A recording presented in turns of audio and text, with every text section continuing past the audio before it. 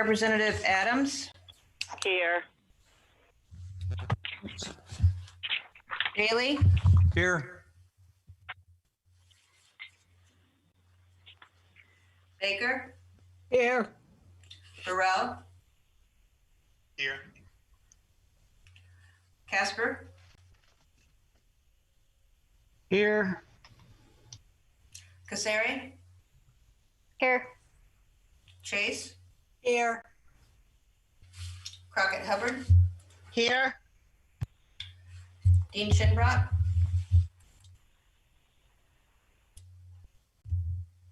Dean Shinbrock, Cecilia Fleming, Here. Fitzgerald, Here. Flax, Here, sorry about that. Here. Fortner,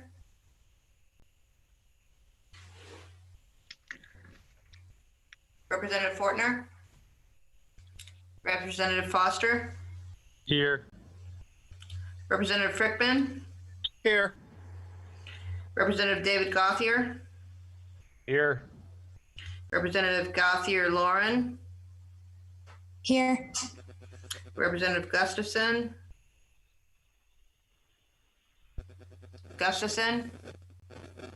Hayline, Here. Representative Hanscom, Here. Representative Jones, Here. Representative Katowski, Here. Representative Luck, Here. Representative Mello Miller, Here. Representative Merritt, Representative Perry, Here. Representative Powers Kristen, Here. Representative Powers Sean, Here. Representative Richards, Here. Representative Jason Rusk, Here. Representative Jill Rusk, Here. Representative Starkley, Representative Stevenson, Here. Representative Thomas, Here. Representative Washington, Here. Representative Watson, Here. Representative Wells, Here. Representative Whitehouse, Representative Whitney, Representative and Moderator Ebbin. Here. And Representative Flax, you have your hand raised. Is that to indicate you're here? I was to let you know that Representative Fortner sent it in the chat that she is having problems with her audio and she's on. Okay, Oh, thank you. that's 34, and Dean Shinrod is here also. Yes, thank you. That would be 35. Anyone else that we might have missed? We have Gustafson missing, Starkley, Whitehouse, and Whitney. Okay, you have 35 present. Thank you. And Happy New Year to everyone and everyone watching. I just want to reach out and welcome everyone. We do have a quorum. How many did you say? 33? 35. 35, thank you. Make note of that. So before we move into our moment of silence, I just wanted to preface this with something. First of all, if we can all mute when we're not speaking, and then I've been asked by the town clerk to have our video on when we speak, but to keep it off otherwise. So we'll try to progress that way. But before the moment of silence, I just wanted to reach out about the events in our world, this pandemic. My son is an EMT, and he called me the other day, very distraught because he had to take a patient to the hospital for a transport who had COVID and was coughing and ill and refused to wear her mask in the ambulance with my son. And he was very upset about it. She was really combative and belligerent. And I just wanted to note that around Groton, I see a lot of signs that voice support for our first responders and our healthcare workers. And I wanted to just remind us that we have to go beyond signs with hearts on them and actually wear our masks and physically distance from each other and avoid large crowds, at least for a while longer. The US just hit a milestone of over 300,000 confirmed illnesses in one day. It was more than at any time. So we're in a peak that we haven't seen at this point, and it is not looking like it's going down. And that is reflected also in Connecticut and in Groton as well. So I just wanted to remind us all. And I wanted to start this off, though, beyond that, by asking us to take this moment of silence to think about the victims of COVID and their families and friends, and to keep them in our hearts, and to also keep those first responders and healthcare workers in our hearts and minds. And I wanted to note, I was asked to maybe, talk about some of the people who had passed. I'm not sure that's appropriate, but, my mother, who went to school here in Groton and was born in Groton, did lose two of her friends in December or last year who were at Fairview. And who were actually roommates at Fairview to COVID. And, we are losing a lot of our community, and it's I just want to keep that, at the top of our thoughts. So if we could have a moment of silence, that would be great. And then I'm going to ask Representative David Gauthier to lead us in the pledge. So first, our moment of silence.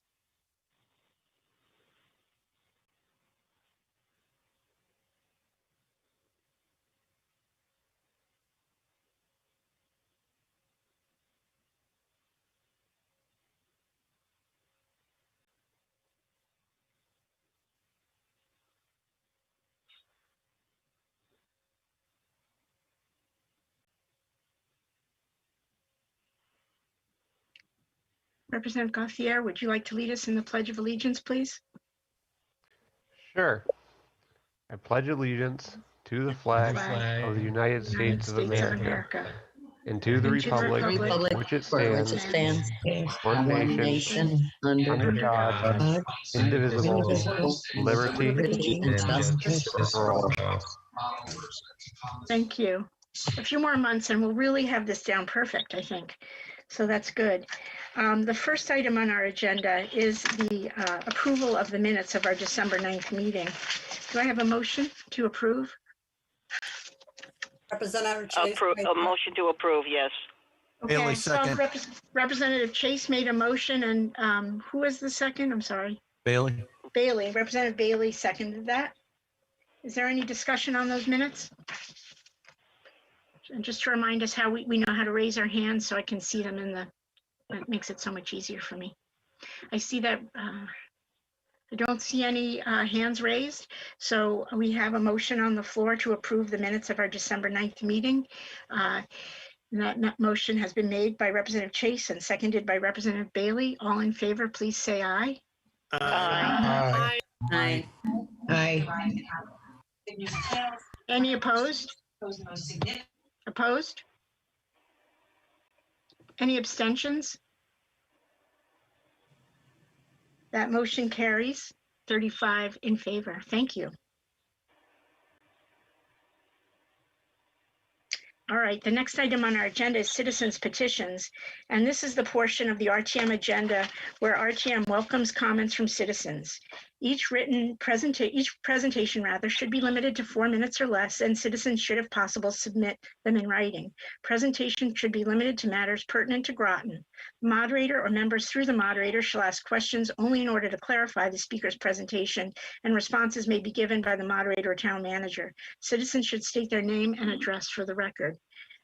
I don't believe we have any in person to speak, but I did receive a letter from Mr. Tom Olson, which I will read. Town Clerk McCousher, did you, were you going to read Dr. Richard's letter at this point in time? Whenever you want it read, he wanted to have an opportunity for it to be read under citizens petitions. So whenever you would like it, I'll read it. Okay, why don't you go first then? Thank you. Okay, this is a truncated version. Everyone received at least one email from me regarding Dr. Richards.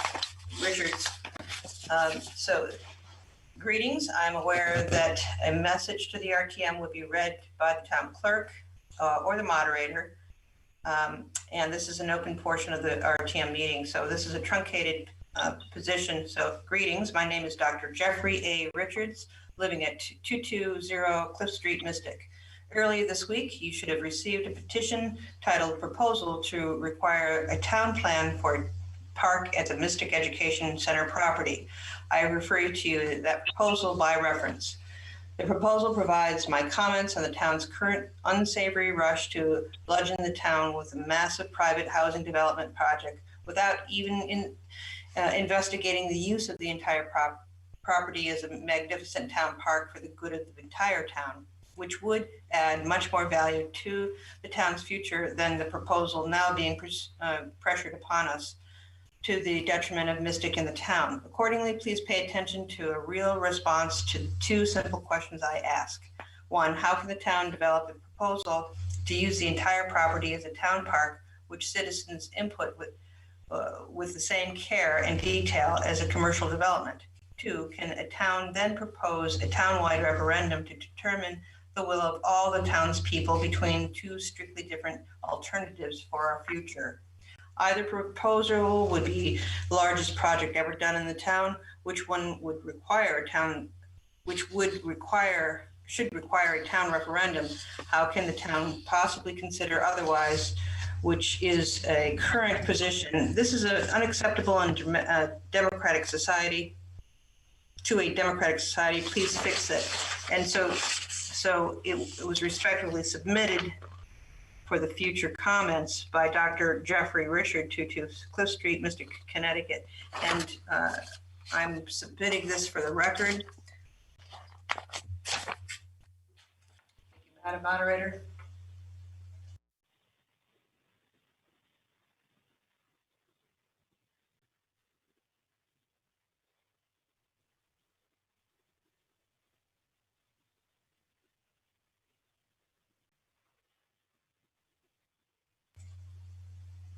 Madam Moderator? There I am chatting away.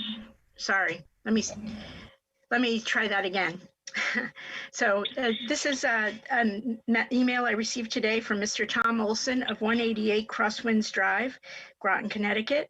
He writes, I'm writing to express my concern about some of the proposals brought to the Town Council Committee of the Whole by the Athletic Fields Task Force on 12 January 2021. The presentation can be found starting on page 15 of the agenda packet posted at, and he gives the HTTPS address.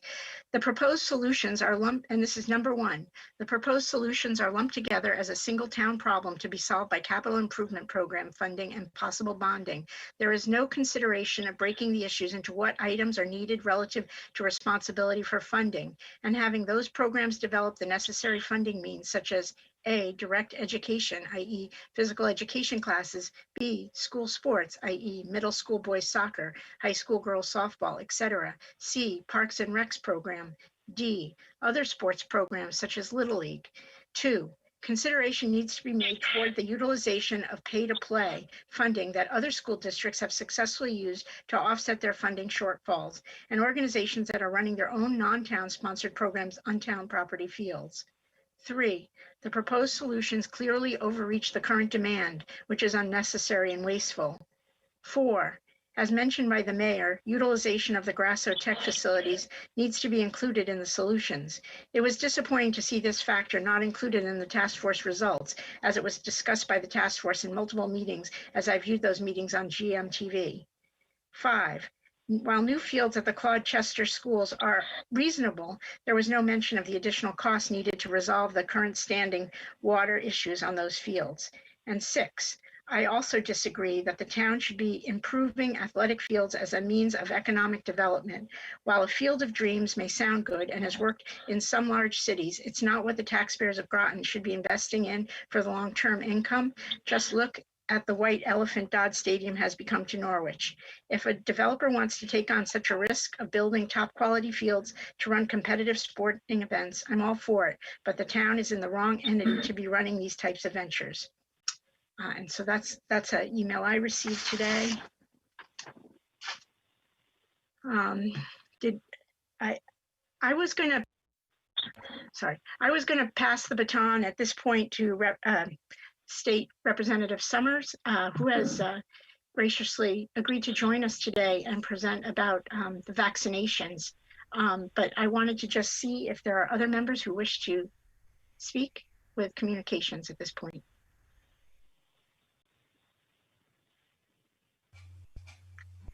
If not, I would ask State Representative Summers if she wants. Senator Summers. State Senator Summers. Sorry, Senator Summers. I apologize.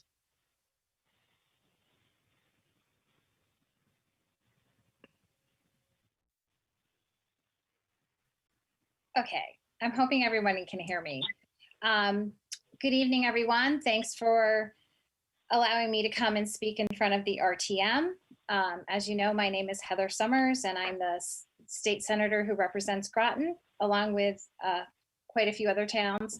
But I wanted to come and speak to you tonight about where we are with the vaccine. I was asked to come and answer questions or concerns that you may have about the vaccine. I sit on the governor's vaccine advisory task force. We have been working nonstop on this vaccine and the rollout of the vaccine.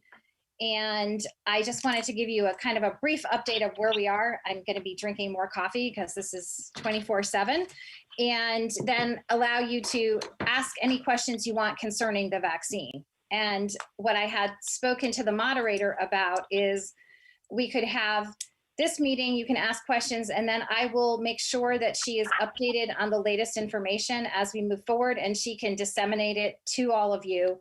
Because one of the things that we're looking for is people within the town, leaders, to be able to have the appropriate information. So if someone asks you a question concerning the vaccine, you are able to answer it appropriately with all the facts and the latest information. So we are asking all of you to be ambassadors on this vaccine rollout tonight. So as of last Thursday, the state of Connecticut had administered well over 120,000 doses of the vaccine.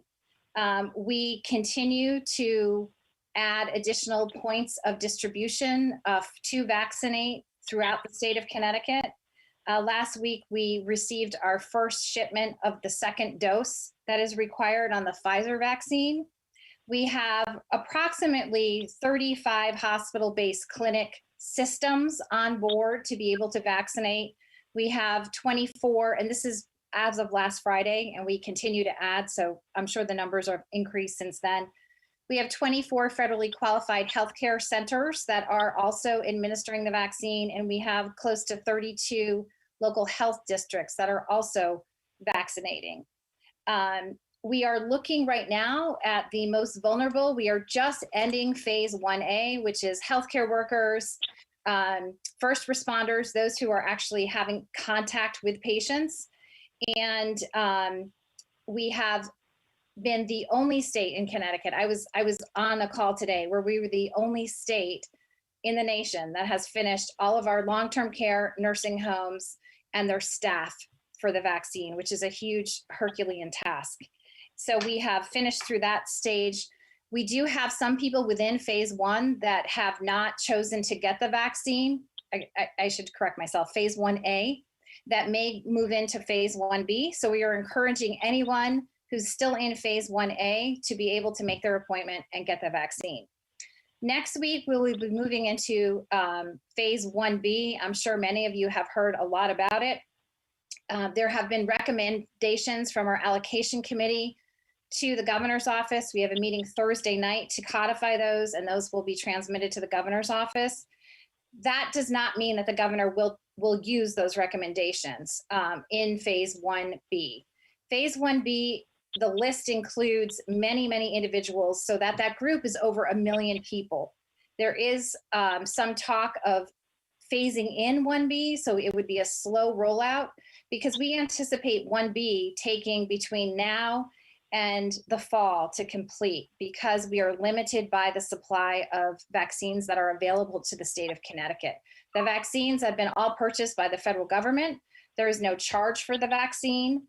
You may, if you have insurance, when you get your vaccine, get a bill through your insurance company for the actual the administration of the vaccine. If you don't have insurance, that will be covered by the state of Connecticut.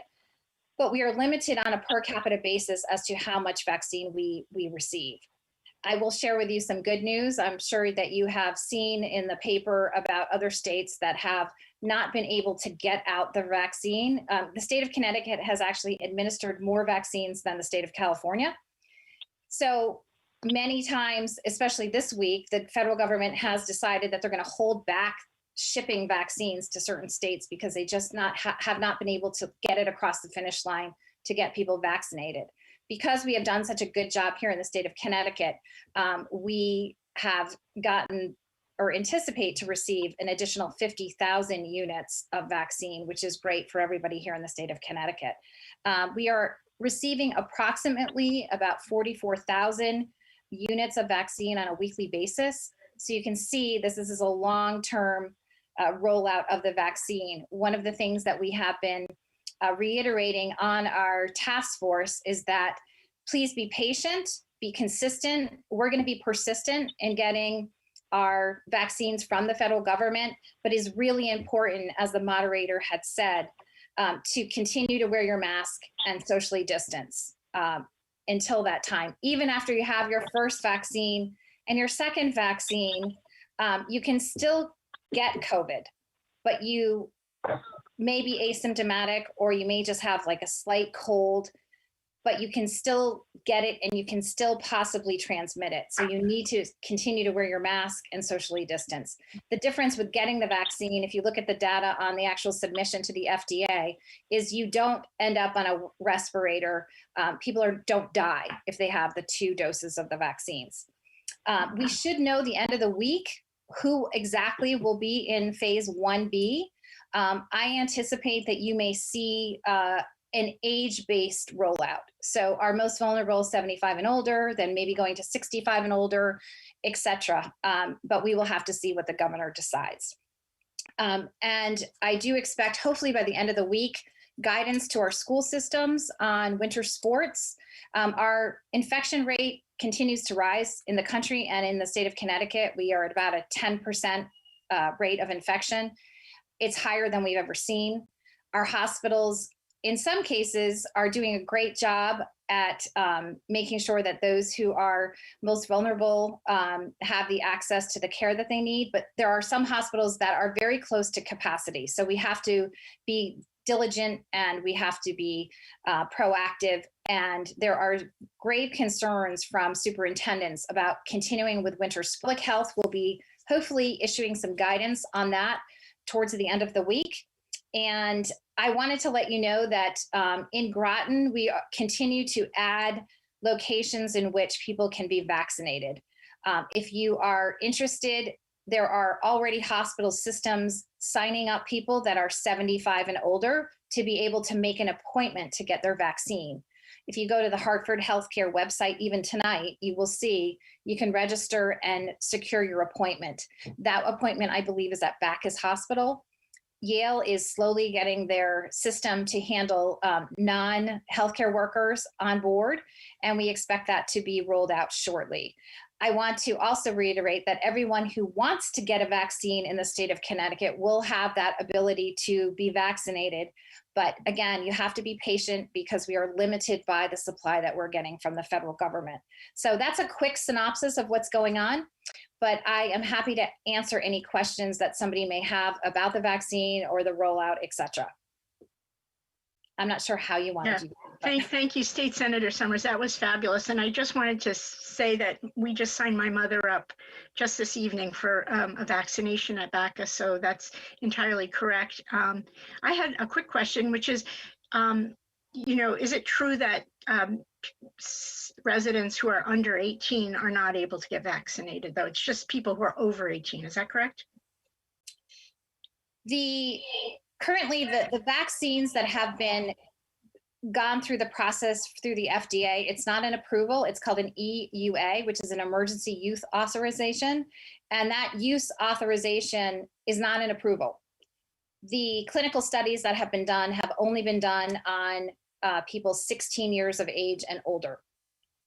Currently now, there are studies going on for 16 and under, but right now, the focus is on folks that are of the age group that are most affected by the vaccine. Thank you. I see we have a bunch of hands raised, so I'll call on Representative Casper. Thank you, Madam Moderator. Thank you, Senator Summers. I just wanted to give some feedback. I too registered with Hartford Healthcare and have an appointment on Monday. But I also register with the CDC site through their, I think it's VMA. The VAM system, yes. VAM system, sorry. And I was discouraged by that one because all the local all the local clinics, primarily health districts in the Groton area, that they were telephone only. You could not, there was no online registration. So I think telephones are going to be jammed. And I think that's a fallback. I mean, a failure in today's day for that to happen. Well, I can respond to that quickly. I can't state this equivocally because the announcement will be coming later this week, but the Department of Public Health will have specific, it's anticipated they will have specific lines for people to call to make an appointment due to the fact that there are some people that are in the 75 and older age group, the more advanced folks that are surrounding us, like my parents, that may not have access to register online or may not be computer savvy, et cetera. So we wanted to make sure that people had an opportunity to do it both ways. There is a VAM system. I'm going to give everybody the website. If you go to www.ct.gov/coronavirus, you can look and it'll tell you exactly how to register. That will be updated in the next few days for those who meet the criteria for 1B, where you can sign up that way, or you can also, as we said, go to Hartford Healthcare and sign up. One of the things that I ask patients for is because we have not experienced a pandemic in recent years, it's been 100 years, this is all morphing and changing in real time. So what we say now may be very different tomorrow, but not every hospital system has their own system like Hartford Healthcare. Yale's taken a little bit more time to get online, but that will come online. And we want to make sure that everyone has access. So there will be phone, there will be possibly some doctor's offices that will reach out. Not everyone will. Because not every doctor's office has the capability of the storage for the vaccine. So it's going to be a mixed bag, and we're going to have to communicate on a continual basis to give you the latest information. And that's why I was thrilled that the moderator is willing to be the conduit of information for everybody here in Groton. And many health districts have signed up to get vaccines, but again, we're limited by the number of vaccines, so not everybody will get the amount that they're requesting. That's the other issue that we're having. So I'm glad that you don't look 75 to sign up. So I hope if you are 75 or older, you can sign up tonight through, like I said, the system where you can go directly to Hartford Healthcare. There is the VAM system. It is a little confusing. We will have a line set up very shortly, and I will continue to keep you all in the loop on what the latest communications are so that you can share that with all the residents of Groton. Thank you. Representative Jones? Thank you, Madam Moderator, and thank you, Senator Summers. I just wanted a little more clarification on the point you made about that even with the vaccine, we can still get it and we can still transmit it, and we still have to be careful. So is that, that's new news. I hadn't really heard that before. So we're just as susceptible as we always were. It just, we don't get sick from it. Is that? Well, that as we don't have all the long-term studies, so that is still out. But when you get the first shot, your body does start the immune response. You need the second shot to really have it last. Okay. So even though you are developing immunity, you are not there's a difference between immunity and protected immunity. So you have immunity, but you don't have protected immunity, meaning that you could still catch the virus. And if you did catch the virus, you may never know you have it. You may be asymptomatic, or you may just get very slight, you might get a runny nose, or, you know, a little bit achy. The difference is, for those who have had both doses of the vaccine, they don't die. They don't end up on ventilators. And that's why this is such a huge benefit. But the studies are still out. We don't know for sure if you can shed virus, if you catch it, and if you're shedding virus, you could transmit it. So on the air of safety and caution, even if you've been vaccinated, we want you to continue to wear your mask and socially distance until we have enough people vaccinated within the population that we have herd immunity. And there's argument on what herd immunity is. Some doctors say it's 85%, it's 90% of the population, but those are things that we still just don't know at this point. So that's why we're saying, please continue to wear your mask, continue to socially distance. I know it's really hard, and I know it's been a long time, but as you heard from the moderator, this disease is affecting people that are not just 75 and older. It's affecting 54-year-olds and 43-year-old mother of 4. It's a deadly disease. And if you take one walk through it in an ICU, you will see what this disease can do. So it is really important that we continue to wear our masks. And the more people that we can have be vaccinated, and the more people that we have that will be compliant with wearing masks, even though I know it's a pain, the quicker we can get our economy back and going in our country and the state. So Okay. yes, that's something that a lot of people don't know, but yes, that is the truth. And that's where we are. And people will ask me, well, then why should I get the vaccine? You should still get the vaccine, because if you happen to get the virus, you're not going to die. You're going to have much mild symptoms, and you're going to protect yourself. And think about, you know, months and months of being on a ventilator or ending up in an ICU. And we just don't know who it affects and why. So that's why I get the vaccine. And they're trying to study right now, like what's transmittable, what's not. We just don't have that information. Okay, great. Thank you. Thank you, Senator Summers. Absolutely. Thank you. Representative Cassieri? Thank you, Madam Moderator, and thank you, Senator Summers, for being here. My question is, are there any plans for an education campaign specifically in regards to first responders and police officers? I am former law enforcement, so I know quite a few law enforcement officers, and a lot of them are refusing the phase 1A vaccines out of fear or just misinformation. I'm wondering if there is a plan with the governor for education for them.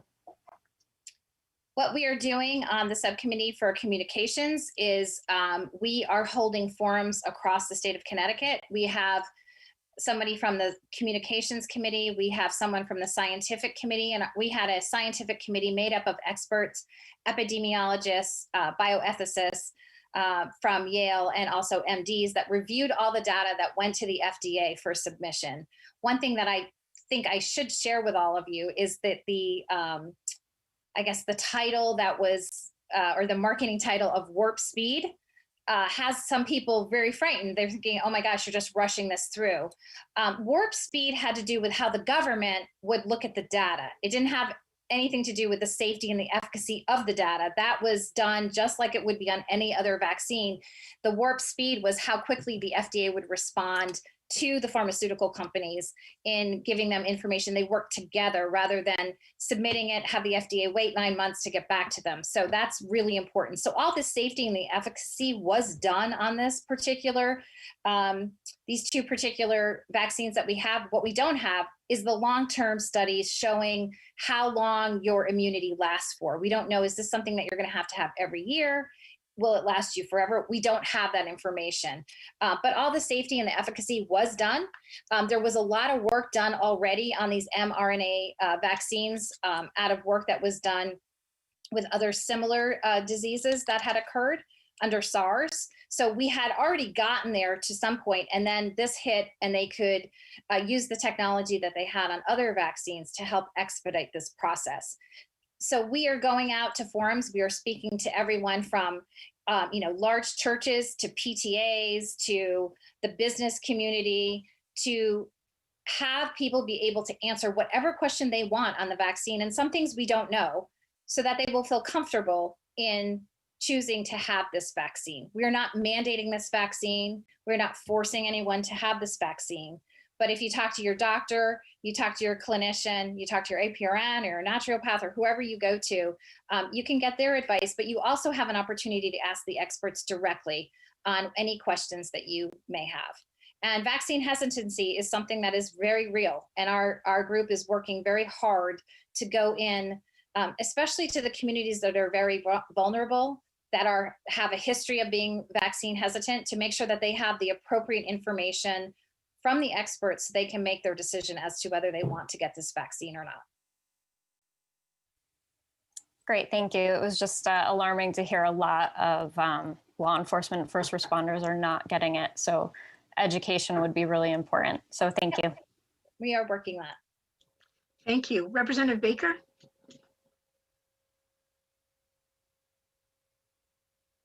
All right, I'm unmuted. Okay, yes. I wanted to ask you a question. Oh, thank you, Madam Moderator, and thank you, Ms. Summers, for answering our questions for us. Listening to the TV tonight, wait a minute, let me put myself on video, then you can see who I am. Listening to the TV tonight, they told us that you're supposed to make an appointment with your medical advisor. And of course, that would be our primary care physician. And I called them today and they said, no, we're not doing anything like that. And so then it leaves you with a question of where to go. And then it did come very quickly on the TV tonight to call the Hartford Healthcare. Is that website hartfordhealthcare.org COVID vaccine? Yes, so let me answer that. Remember, all of us can probably agree that the media sometimes does not get the information correct. Yes, right? yes. So one of the things that we talked about, I talked about this afternoon with the Commissioner of Public Health, is that we need to re-emphasize that your doctor is not going to call you to get this vaccine, and that many doctors' offices are not going to have this vaccine because it requires either ultra cold storage and special freezers, or it requires refrigeration. So currently we are using our healthcare systems to deliver this vaccine. So if you are 75 or older, you can go to Hartford Healthcare. If you just Google Hartford Healthcare, it will come up and it'll say, coronavirus, are you 75? Click here. And it's probably one of the easiest sites to register. In addition to that, there is another way that you can register through the VAM system. It's VAMS. But all that information, to make it really easy for you, will be coming out in the next few days. So we will have a dedicated website for that.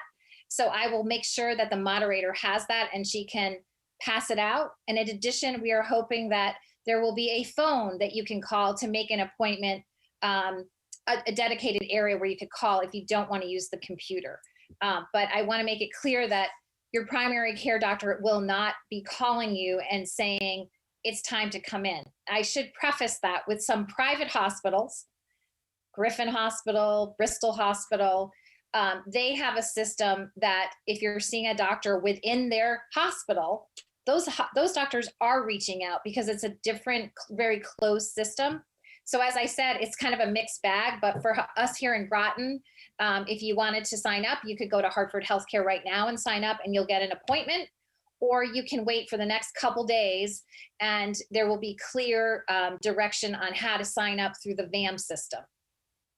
Yeah, that was the other thing they said on that I heard, was that if you were over 85 or over 70, but if you were over 85, that they would call you up and give you an appointment. And they were saying that also, but that's not true either.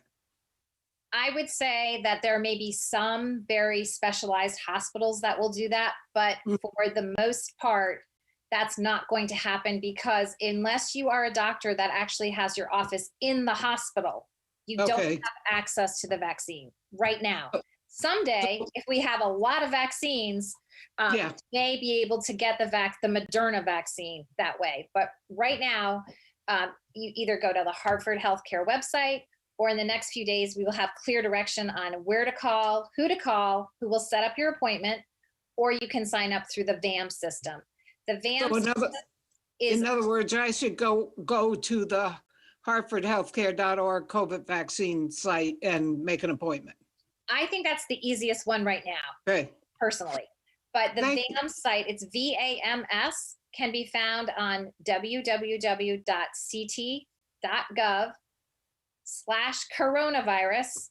And if you look on that page, it will say, here's the VAM system, and you can put your information in, and it will say if you're 75, it's not up yet, but it should be up in the next couple days. You can make an appointment that way. So that's where we are. But as this information evolves, I will make sure that your moderator has the information so she can pass it all out to you, and then you can share it with all the constituents so they know where to go. I know it's confusing.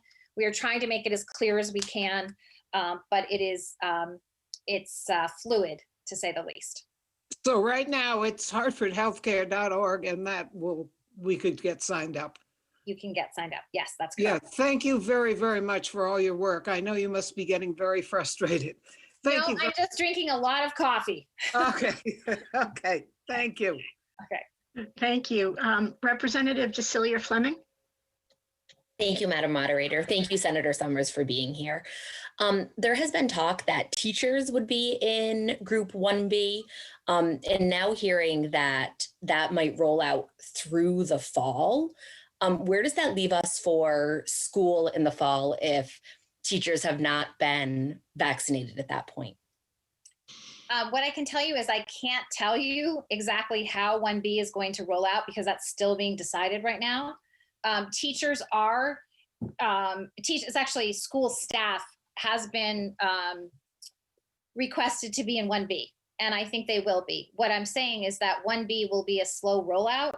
I'm not sure exactly what the governor will decide, but one of the things that has been promoted by the task force, and we have a full meeting this coming Thursday, is that one of the easiest ways to get the most people vaccinated is to do it by age. So 75 and above are one of the most vulnerable populations that we have. There's not that many people in that category. So do we choose to vaccinate them first and then move on to another category that is 65 and above or 50 and above, and then many teachers would fall into that category and then move on to the next?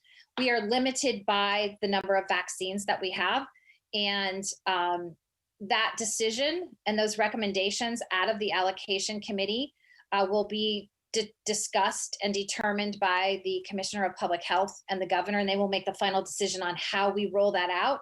If we do roll out 1B in segments, the issue with not rolling it out in segments are all of a sudden you have 1 million people in 1B in the state of Connecticut, and you have 44,000 vaccines a week. So somebody could wait. No, they're not going to sign up to get an appointment in the fall. So that's one of the things that we're wrestling with because, again, we're just limited by the number of vaccines that we have.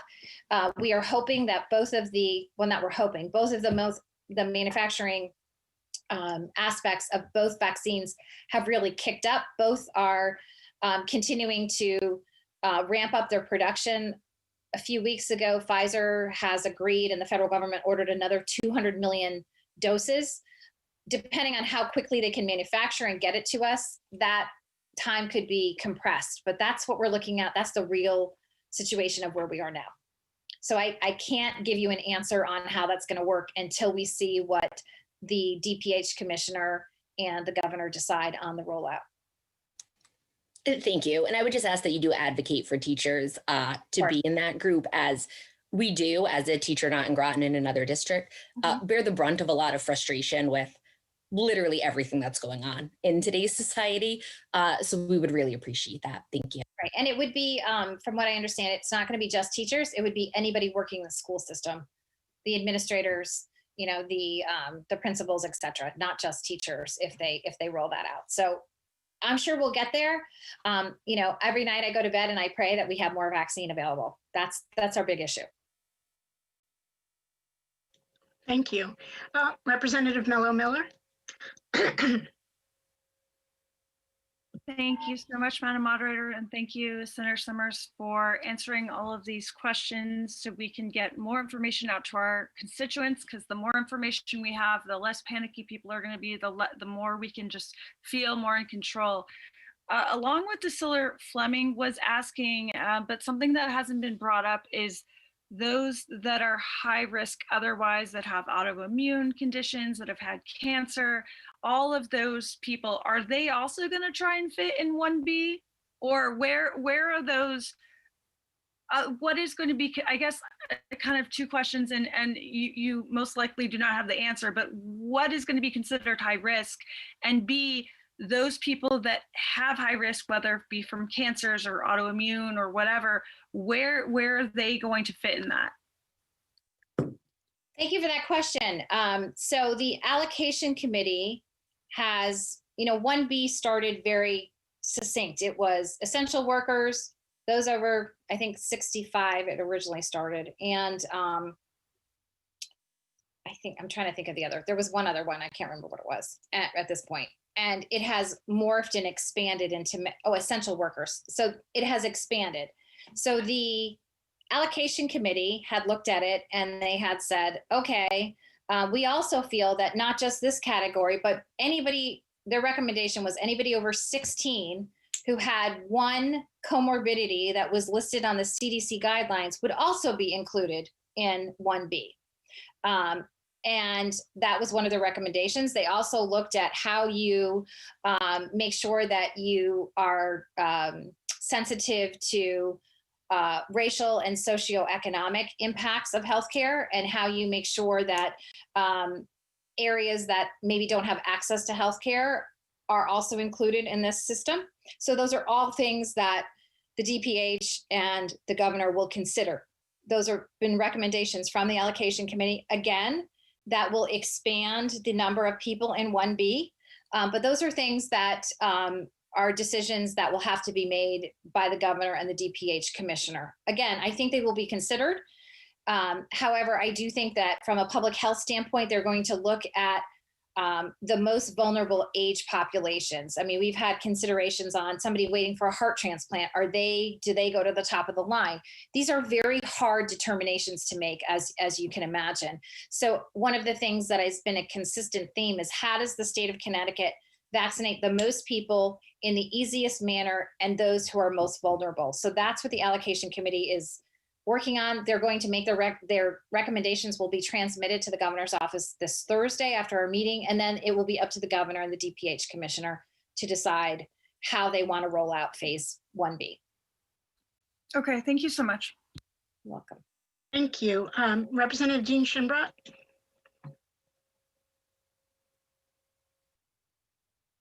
Hi, thank you, Madam Moderator, and thank you, Representative Summers. I really appreciate it. I know you're under the gun. I'll be brief. No, it's okay. I have to say, as much as it pains me, I think rolling it out by age probably isn't a bad idea. And as an educator, I'd love to jump in the front of the line, but I think by age might be the best thing, because that's who's the most vulnerable and gets the sickest. My one question is, it says in today's newspaper about the recommendations for the Center for the Disease Control about who would be the comorbidities and who would be the most vulnerable. And interestingly, and I don't know if you can speak to it, it says type 2 diabetics, but not type 1 diabetics. I think type 1 diabetics are very vulnerable, much more than a type 2. Any comments on that? Yeah, that is a tricky situation, because some people are just borderline. It can be controlled. Those are recommendations that our allocation committee looked at. We are trying to follow the CDC guidelines, but they are also deviating from them.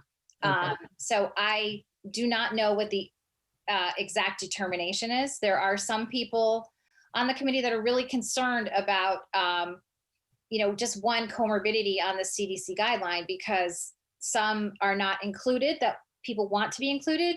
And other clinicians have said you need to have two, because one is the entire population when you get to a certain age group. And Absolutely. If you go to a doctor, we can't put clinicians in a position where you say, hey, I've got hypertension, I need to be on that list. They're not going to say no.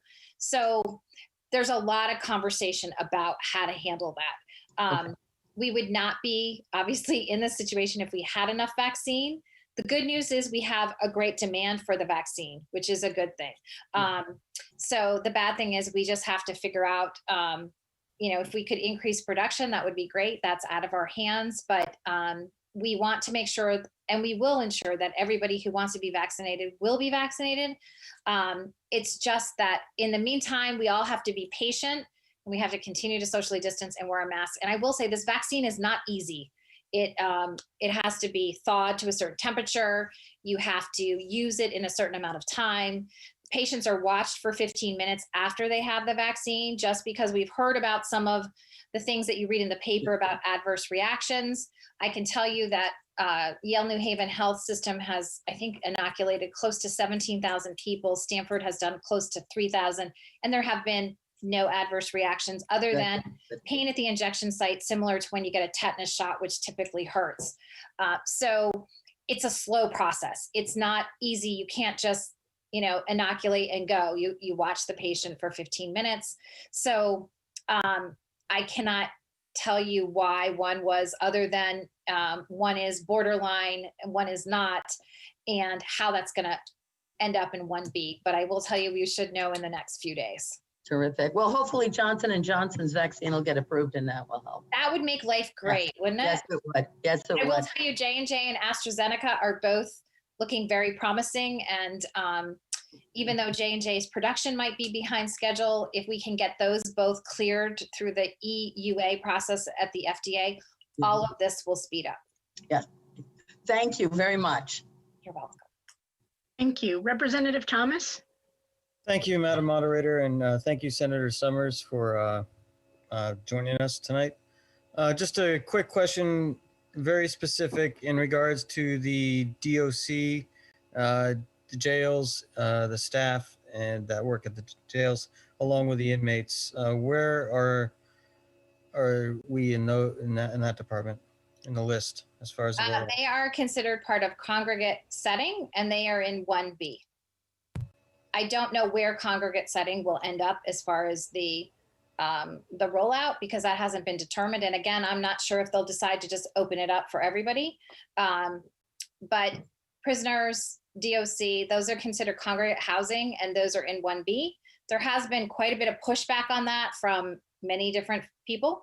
The reason that congregate housing and prisons are in 1B is because those that are in prison can't self-isolate. If you're 65 and you have diabetes, you can still isolate at home. If you're in a prison, you cannot. And that's why it's good public health policy to be able to inoculate those in congregate settings. And that is the other category that I couldn't remember when I was talking to you about phase 1B. Did that answer your question? Yes, thank you for that. Quick follow-up. As far as like the staff coming in and out, are they classified first responders or not? Maybe I misunderstood what you said. They're not first responders, but if you're in the prison system, you would be part of congregate housing and you would be in 1B. I just don't know where in 1B they will fall. Very well, thank you. Okay. Thank you. Representative Whitney? Yes. Thank you, Senator, for coming and talking to us and all your work with the vaccines. And that's very, very important work. Thank you for doing it. I do hope that in 1B, the teachers and non-essential workers are not pushed way back, because one issue right now with the schools is just staffing them, keeping them open. That's what we keep hearing. And, look, another 6 months of that, it's going to be a hard road to get through everything and educate the students in person. But that brings up another point. Our case rate in Groton and the whole area is way, way above what the state said initially would be recommending for all distance learning. And I recognize there's factors why we're not in all distance learning, but I haven't seen any guidance from the state, new guidance from the state or DPH or from the Senate or from the governor about about like really why are we still in person in schools at this point? Why are certain businesses still open? I commend you for pointing out the need to wear a mask and socially distance and prevent big gatherings, but I can't figure out why our economy and businesses and schools, our level of openness right now, way above what they were in the spring when, as far in this area, the caseload was far, far better or lower than it is now. Thank you. I think I understand your question, or if it's a comment, but schools have been shown to be one of the safest places that students can be because of the strict criteria and the rules that are followed in the school system. What we have found in public health is that most of the cases that have caused schools to go to full distance learning have been from outside sports that have been played and then brought into the school systems when they mix with, other teams from other areas. So that's a big concern for winter sports for many. So many schools actually in our area have had, maybe outside of Groton, they haven't had COVID. They haven't had the issues that we've had in other states, so in other towns. So there are schools that have never had to go to distance learning because they have not had one case of COVID. The DPH and the Department of Education would be the ones to make that call, not the Senate, as far as guidance. I know that you will be getting guidance from DPH on winter sports because of what we've seen historically. What we are experiencing now, as you've seen in the paper, is that there is a new mutant strain of COVID that is much more easily to contract. As the strain mutates, it typically gets less virulent. However, this one, it may be less virulent, but it's more catchy. And we've seen it in the state of Connecticut now. That could be because you're seeing a rise in the amount of COVID. It also, people are tired. We call it like COVID fatigue. They're just sick of wearing their masks. They're sick of washing their hands and using sanitizer. So all of that adds to the fact that you're seeing more and more COVID in the community. So those are the decisions that have been made. There is a push from the governor's office to keep our economy limping along as much as we possibly can. And we have found that the typical source of the spread is people coming together and gathering in their own backyard or in their house. It's not really at restaurants. It's not in the schools. It's weddings that are oversized. It's having your friends over. Even though you might be distanced and the limit has been only 10 people in your house, it can't be 10 different people all the time. And that's what has been happening because people have been tired. So I think that is the rationale for allowing schools to be open and our economy to continue to move along as much as it possibly can. I hope that answers your question. I'm not sure it has, but. It does, thank you. And I think you articulated it very well. I've heard some of those from the school systems and other places. It's just that you still don't see it on the DPH website. It just openly conflicts with what we've been hearing. And They really need to update things, I think. I know, I will tell you, so everyone knows, I cannot commend our DPH anymore. They are just doing Herculean work, and they are at the lowest amount of employees that they've had in years. 60% of them can retire.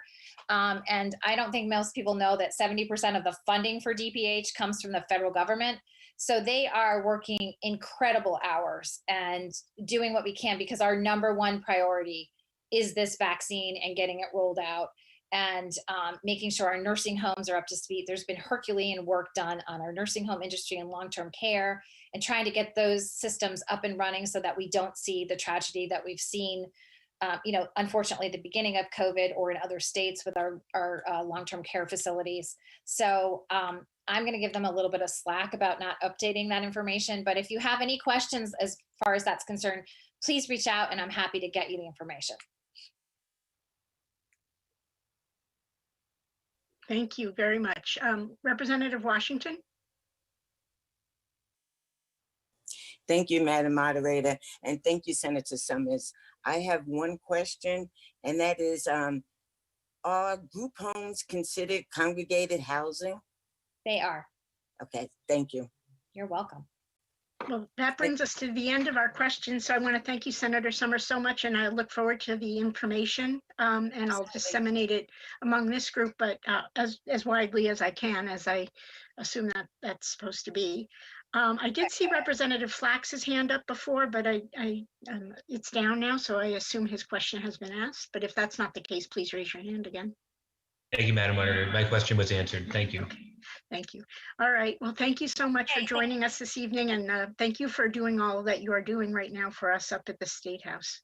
You're welcome. And if any of you happen to fall into the age category that is appropriate that we talked about tonight, that very mature and wise advanced age, and you're interested in taking your picture or doing a video about getting the vaccine, please do that, and we will help post it on the DPH site or on the vaccine site. What we're trying to do is encourage people to take the vaccine and to realize that we're doing this with clinicians too. I got the vaccine, and then the next morning I got the vaccine, here are my symptoms, my arm hurts, and do your part to help stop this virus. So if anybody's interested in that, please just reach out to me and let me know, or take a picture of yourself, and we will showcase you so that you can encourage others to do the same. And I will make sure that you have the information that I have. And again, look towards the end of the week, because we'll have a lot more information that will be clear and concise on where folks that fall into that 1B category can get access to the vaccine. Have a good night, and thank you for all that you do for the town of Groton. Thank you. All right, we're going to move on. I had a few other items I wanted to note. I did hear from Representative Fitzgerald that she wished to step down from her position as education liaison to the Board of Education, that is. And I wanted to thank her publicly for her service, which is a yeoman's job, considering the BOE meets as often as it does. And she's been, done an outstanding job in that position. So I am soliciting interest from any other members who might want to be a liaison to the Board of Ed. So if you are, you don't have to tell me now, just reach out by email, and that would be preferable. Thank you. The next item I wanted to address is a communication that's a little difficult for me to talk about, but lately I've been the focus of multiple Facebook posts by former state representative and former RTM member John Scott. And he's been questioning my ability to serve on the RTM. And so I wanted to just have a few words to address this, since I think it is directly applicable to this body. And first, I want to thank the folks in this community who've reached out, both Democrat and Republican, to me to let me know they had my back, to let me know that they supported me, and to let me know that my service to this community has been appreciated. I appreciate that very much. My words were in response to former State Representative Scott's posting of a discredited QAnon conspiracy theory on a friend's personal Facebook page. And I wrote those words because I was shocked that Mr. Scott, a former state representative and RTM member who had actually voted for the position of RTM moderator when he and I both served on this body together, would actually give credence to lies like this, posting them and then bullying all posters who disagreed with him. I removed my comments minutes after posting, but Mr. Scott proceeded to repost them on multiple online fora. In fact, I just received one just while we were at this meeting. It bounced out, so he's reposted it again, claiming that I, in my capacity as moderator, had tried to abridge his First Amendment rights and to oppose his strong conservative values. Nothing could be further from the truth. I simply was exercising my own First Amendment rights to express my shock at his words. I believe that people should not post lies with impunity, and I think this unchecked ability to state anything as truth, no matter how far away from the truth it may be, is in part responsible for the divided state we find ourselves in right now. As to his strong conservative values, his online comments that I responded to related to his hatred and opposition of anti-fascists. And I hope that in my community, fascism doesn't count as a conservative value. If Mr. Scott is really outraged at my comparatively innocuous words, I'm surprised that he's not been shocked at the vitriolic responses that I have received, which included profane and threatening personal communications from his followers, people I don't even know. Communications to which Mr. Scott applied the laughing emoji. I guess cursing someone you don't even know is funny to Mr. Scott, but being told he should be ashamed of posting a lie is a crime that deserves his endless and relentless online bullying. But as someone recently told me, I can only control what I do. Personally, I have always looked at the RTM as a body of individuals all working to serve the town of Groton to produce a fiscally responsive budget that provides necessary services and amenities for Groton residents to ensure a high quality of life. And I think that to a great extent, we've all succeeded at this charge. I am always willing to listen and learn from my fellow members, whether Democrat or Republican, and I think you all know that. In fact, I think the recent Civilian Oversight Research Committee has been a truly wonderful example of a bipartisan effort. And having attended many of their meetings, I heard only civil discourse. Members disagreed, but produced a consensus report with points of disagreement and individual perspectives all represented. It was really an outstanding job by the chair, Chairman Thomas, as well as all the members. Any effort like that has to be rooted in a common understanding of reality. And unfortunately, when individuals are allowed to state and restate falsehoods, that common reality, that shared suite of facts is eroded. And that leaves no basis for civil discussion or consensus. And so there you have it. I have tried to think of my father, who passed away in 2014. What would he do in this situation? He was an Air Force veteran and a lifelong Democrat, a proud member of the Staten Island Democratic Association. But when he thought that the Democratic leadership on Staten Island was corrupt, he worked to change the situation through the democratic process. He started working as a campaign manager for Republicans. He got Bob Stranieri and then Guy Molinari elected to state office. And since then, Staten Island has been a Republican stronghold rather than a Democratic one it was before then. January 6th was an historic day where we witnessed an attempted armed insurrection, a takeover of our capital. It was a blow to our democracy, and it was shocking to say the least. And if my father knew about those recent events, he'd be rolling in his grave. What would he do in this situation? I've been trying to channel him recently because of this, to get his sharp intellect, his problem-solving abilities, and his protective love back into my sphere. At the same time, my husband has been seeking his inspiration from one of his great loves, one of the greatest Republican leaders of all time, President Abraham Lincoln. And he's been reading and rereading his second inaugural address, which concludes, with malice towards none, with charity for all, with firmness in the right, as God gives us to see the right, let us strive on to finish the work we are in, to bind up the nation's wounds, to care for him who shall have borne the battle and for his widow and his orphan, to do all which may achieve and cherish a just and a lasting peace among ourselves and with all nations. In the end, my father knew that people are not defined by the labels of Republican or Democrat, but rather by our words and actions, by the good that we accomplish. We are both the judged and the judges.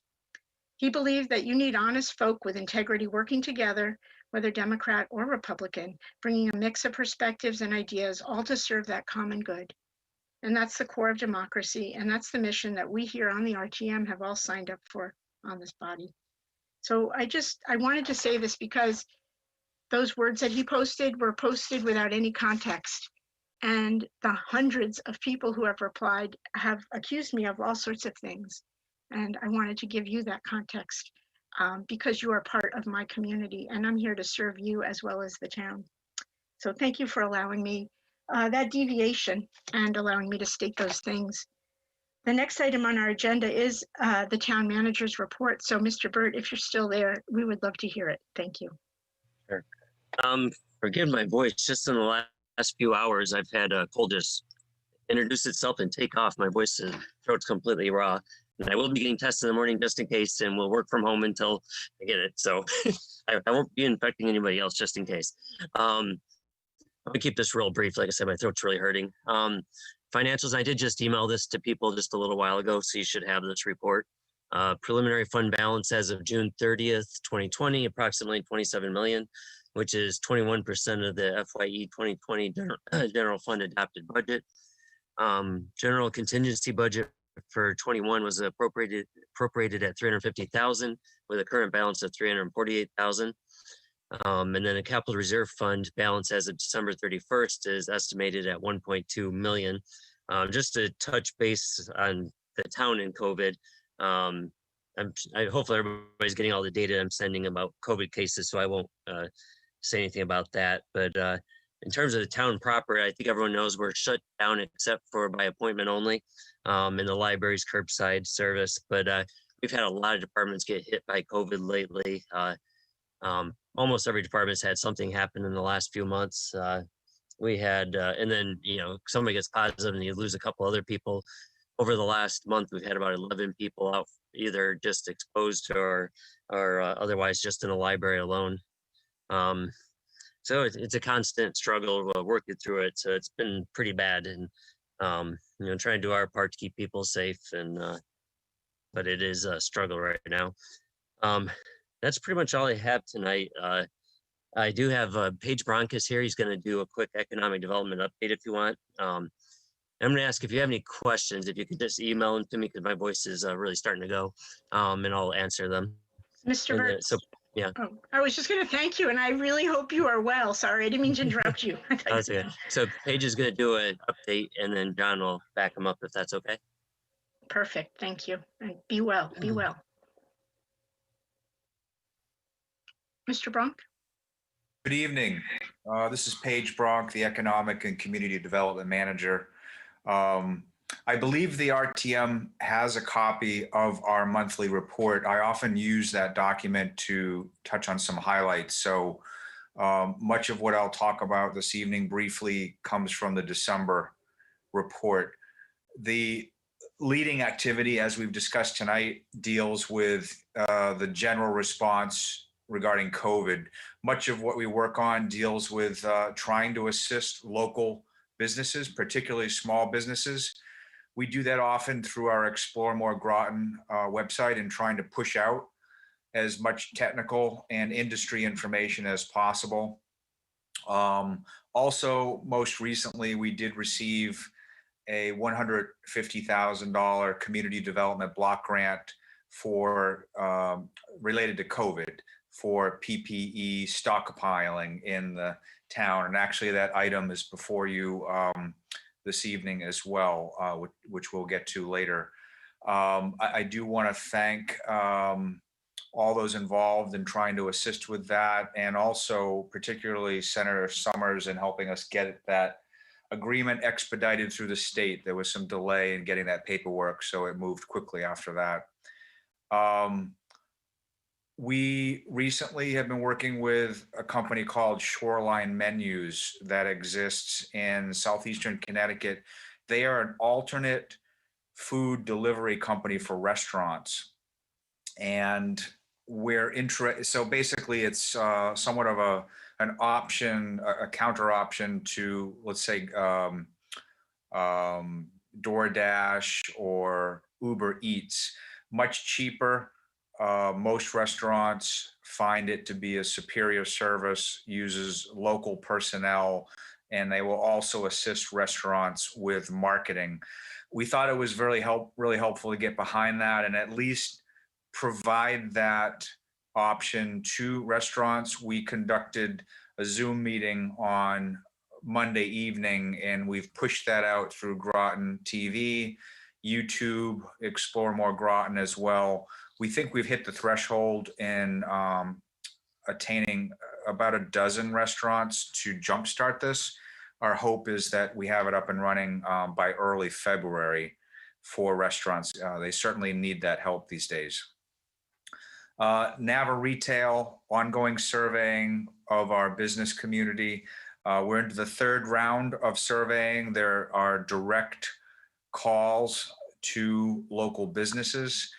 Last round, they reached out to 500 of Groton's businesses by phone. There's another survey that is being finalized right now as well that we pushed out that deals with asking Groton residents about their desires for new retail establishments. Even in this era of retail constriction, there are retail establishments that are growing. Where there are issues, there are opportunities. So we're hoping to capture growth where there are establishments that will fit within Groton's growing economy. We recently were highlighted, and we worked with Business Facilities Magazine, a national company, to promote Groton. We were spotlighted in the monthly report. You'll find the direct link for that for those who are interested. Also, we did participate on December 9th and 10th with the International Council of Shopping Centers with a Recon New York event, 2 days in which we were involved in helping to promote Groton to the Northeast investors and market.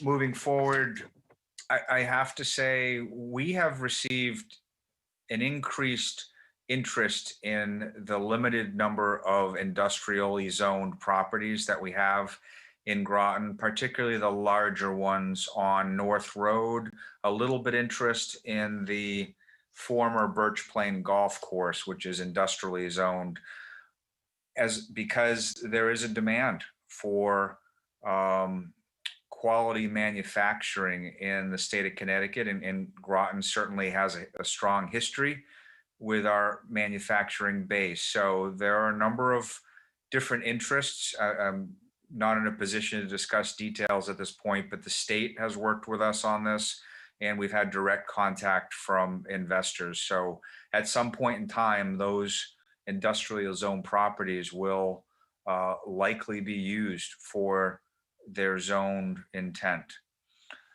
Not in the monthly report, but it's a fairly recent activity.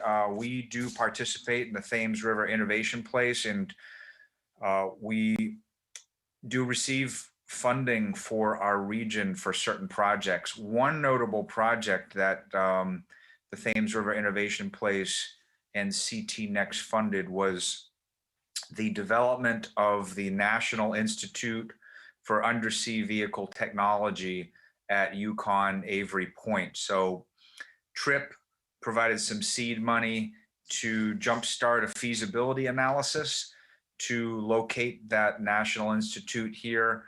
That will be used as match money right now. I believe the deadline is Friday for a grant proposal to be submitted by Yukon to the federal government through the EDA for additional funds. I believe it's going to be 3 phases. First phase is more preliminary. Second phase is to jumpstart the program. It will involve multi-million dollars worth of grant funding. The last phase is to really expand it. But if we could really jumpstart this institute located at Avery Point, that's going to be a tremendous shot in the arm for us regarding undersea technology. We already have Thayer Mahan. We're growing our blue tech industry, but I think we have a lot more room to grow. The last comments I will make pertain to the number of former school properties that are underway. At this point, I'm not necessarily going to dive into the Mystic Education Center, although I think that's an interest of many these days. There are several meetings that take place weekly in addressing that particular project. The next project, Groton Heights, which has been somewhat delayed, I would say, through 2020, mainly because of COVID. We have had recent communications with Thayer Mahan. They are moving forward with several initiatives, very much need the Groton Heights property and want to advance the sale and redevelopment of that property early in 2021. It just simply have been delayed for a while. Gold Star Highway, staff's been working with a national developer on that. That will be forwarded quite soon for approval to the town council and RTM. Sealy School, the property actually did sell in December to the Donmar development team for the Triton Square project for a 308 unit multifamily apartment development. So that one is, I would say, one of the first out of the gate among these former public properties, and trying to get all of these back on the tax rolls and to create some very much needed high-end multifamily housing. The next project, Colonel Ledyard School, that actually had moved through the COW last night. Bill Bullock from Bell Site Development desires to move forward on this. Phase 1 will be between 14 and 20 apartments. Phase 2, or I should say, Phase 1 retains the existing structure. There'll be an adaptive reuse of that structure, and it's only about a half a mile from EB. Phase 2 will include new buildings and apartments on the back side of the building. That concept still needs to be refined at this point. We're probably talking at about 50 more units behind it. The last project, I would say, for the former school buildings, Pleasant Valley School, staff and the review committee met on December 22nd to review the submitted proposals. And in moving this forward, we do have a shortlisted number of developers who will receive their first interviews by late 2021. I think our first interview starts next week, and then we have a few more later in the month. Of course, the goal on that is to ultimately come up with a recommended preferred developer and have that forwarded through the approval process. Last point I would make, we've been tracking through 2020 the unemployment rate for the Groton community as a result of COVID. There is a table in the monthly report, and we were trending fairly well. We're always a month behind with a lot of the unemployment data. So the last data we have is November 2020, and we actually trended up. So Groton was 6% in October. We trended up to 8% in November. I think in terms of Mystic Education Center, which is a large project where there are a number of questions, I think the simple answer at this point in time is that we're trying to address these questions. We are setting up basically a future meeting in which there'll be a forum to address these questions. There'll be a presentation by the staff on that front. Obviously, it's a complex project, and people have the need for this information, but in some ways, the questions are somewhat a little early, given that we're simply addressing the zoning at this point, and there have not been any actual applications. Nonetheless, we want to actually disclose the information. We continue to work with the developer, and we want to provide as many answers as we can, but not all of the questions that have been posed have answers at this point in time, and there'll be a certain evolution in moving through a process, which is natural. Nothing has been set in stone, and all involved realize that the proposal and the plan is subject to modification in moving forward.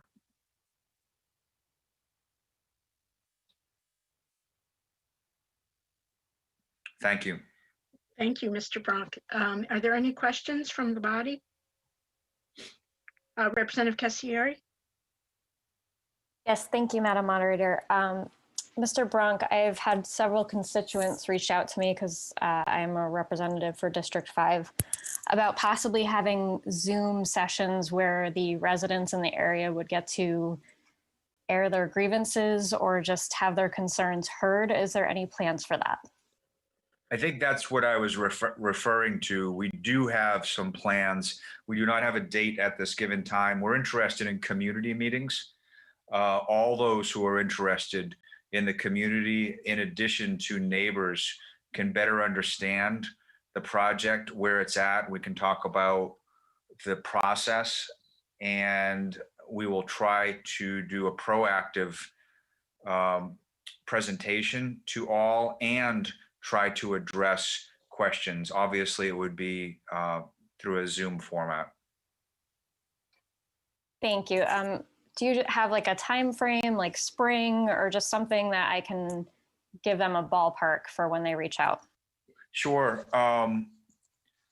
We actually think that it's important to do this sooner rather than later, although we believe there are a number of steps over the next few months where the public can engage, and they're going to hear a significant amount of information. We are realizing that the volume of questions has increased significantly, and we would like to do something within the next few weeks.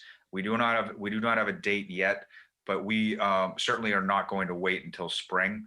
It's something we will probably do either by late January or early in February. Great, thank you so much. Sure. Thank you. I see no other hands raised. Anyone else for Mr. Bronk? No. I want to thank you again for coming and sharing all your activities with us. That was very informative. I hope we'll hear from you next month. Thank you. Thank you. Madam Moderator, I think Representative Katowski has her hand. Oh, okay. Representative Katowski, sorry, I didn't see that. Representative Katowski, you have the floor. Thank you. I'm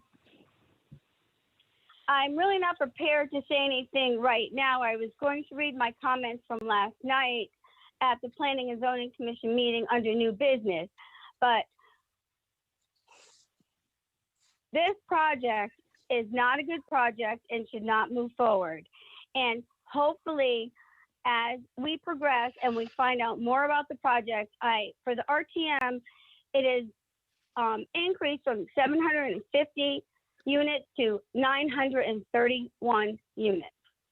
And I really, and it doesn't belong in this part of town. It's not appropriate. And the thing is that the RTM has to understand that the zoning department is writing regulations to accommodate this project rather than the project being written to accommodate the zoning regs. So in my opinion, and in my view, that's just wrong. It's not ethical. And I know it's not illegal, but it shouldn't be happening in Groton. So I don't really think that this project should move forward. And I'm sure Paige Bronk has a different opinion, but there is a lot. If you listen to the tape from last night, there was a whole constituency of people that do not support this project. And one person that commented said it all. They said, there's no one in the neighborhood that has come out in favor of this project, not one person. So moving forward, hopefully the town will either scale back or eliminate this project. Thank you. Thank you, Representative Katowski. Representative Richards. Thank you, Madam Moderator. I had just sent an email with a question to the town manager because I didn't realize we were going to have a chance to ask Paige Bronk. Perhaps you could help.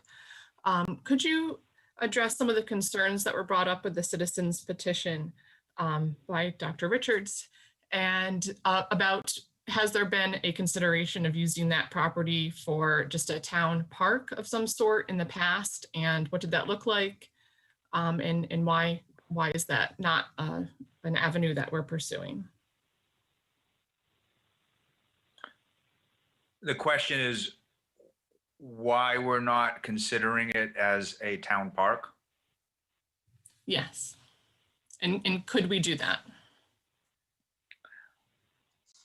I think we've explained before the history of the project, and I think that's important to do.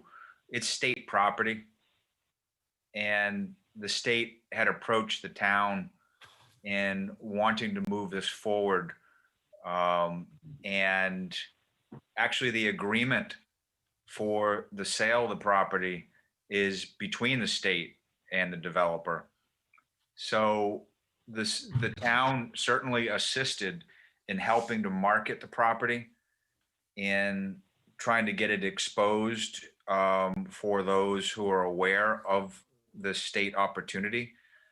But at no time was there a discussion to acquire the property from the state, to address the environmental remediation on the property, how to actually save the decaying buildings. We did not have a conversation as to how the town might acquire the property and take on that liability. The focus was exclusively on how the property would be redeveloped and trying to find somebody to convert basically a liability into something that is more workable and to be placed on the tax rolls. I think we've explained that several times. So the concept of converting it into a park was never really a part of the vision. Nor did we receive any proposals to that fact. So I think we focus on what the charge was in working with the state. It's not necessarily typical that the state would ask for assistance, but it was their property. They wanted to market it. They've been speaking with developers, and that's really the history of how this came to be. Thank you very much. I do recall you discussing this on other occasions, but the citizens petition was regarding a constituent of mine, and I know a lot of questions have come up, so I appreciate you reiterating that in this public forum. This is John. Can I add one quick thing? Just to point out the 37 acres that, is the kind of the wild area there now, that will be preserved and remain owned by the state. So there will be, as well as we have that town open space right next to it. So there'll still be a significant amount of open space there. Thank you. Thank you. I see Representative Whitney has his hand up. Yes, thank you. I will say I have the same sense that the Education Center project is really large and always seems to be getting larger. My urging would be that the town start realistically thinking about what they can do and the state to improve the infrastructure around that project, because I haven't heard much about that. It's all been on site, and it doesn't seem, no one seems to think that the roads can handle the traffic, the people. But more generally, in our town schools that are being turned over to the town, there are fields in each one of them that have been used by athletic teams, both through the schools, but also through little leagues.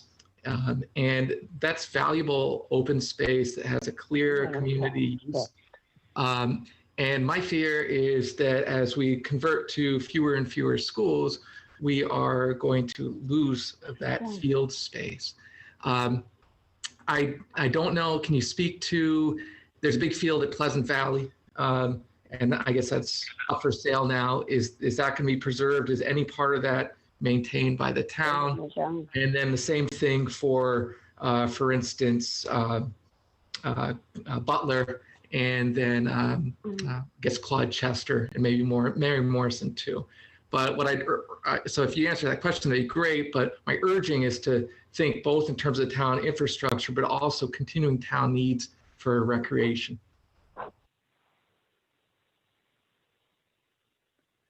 I think I have more of a general response to that.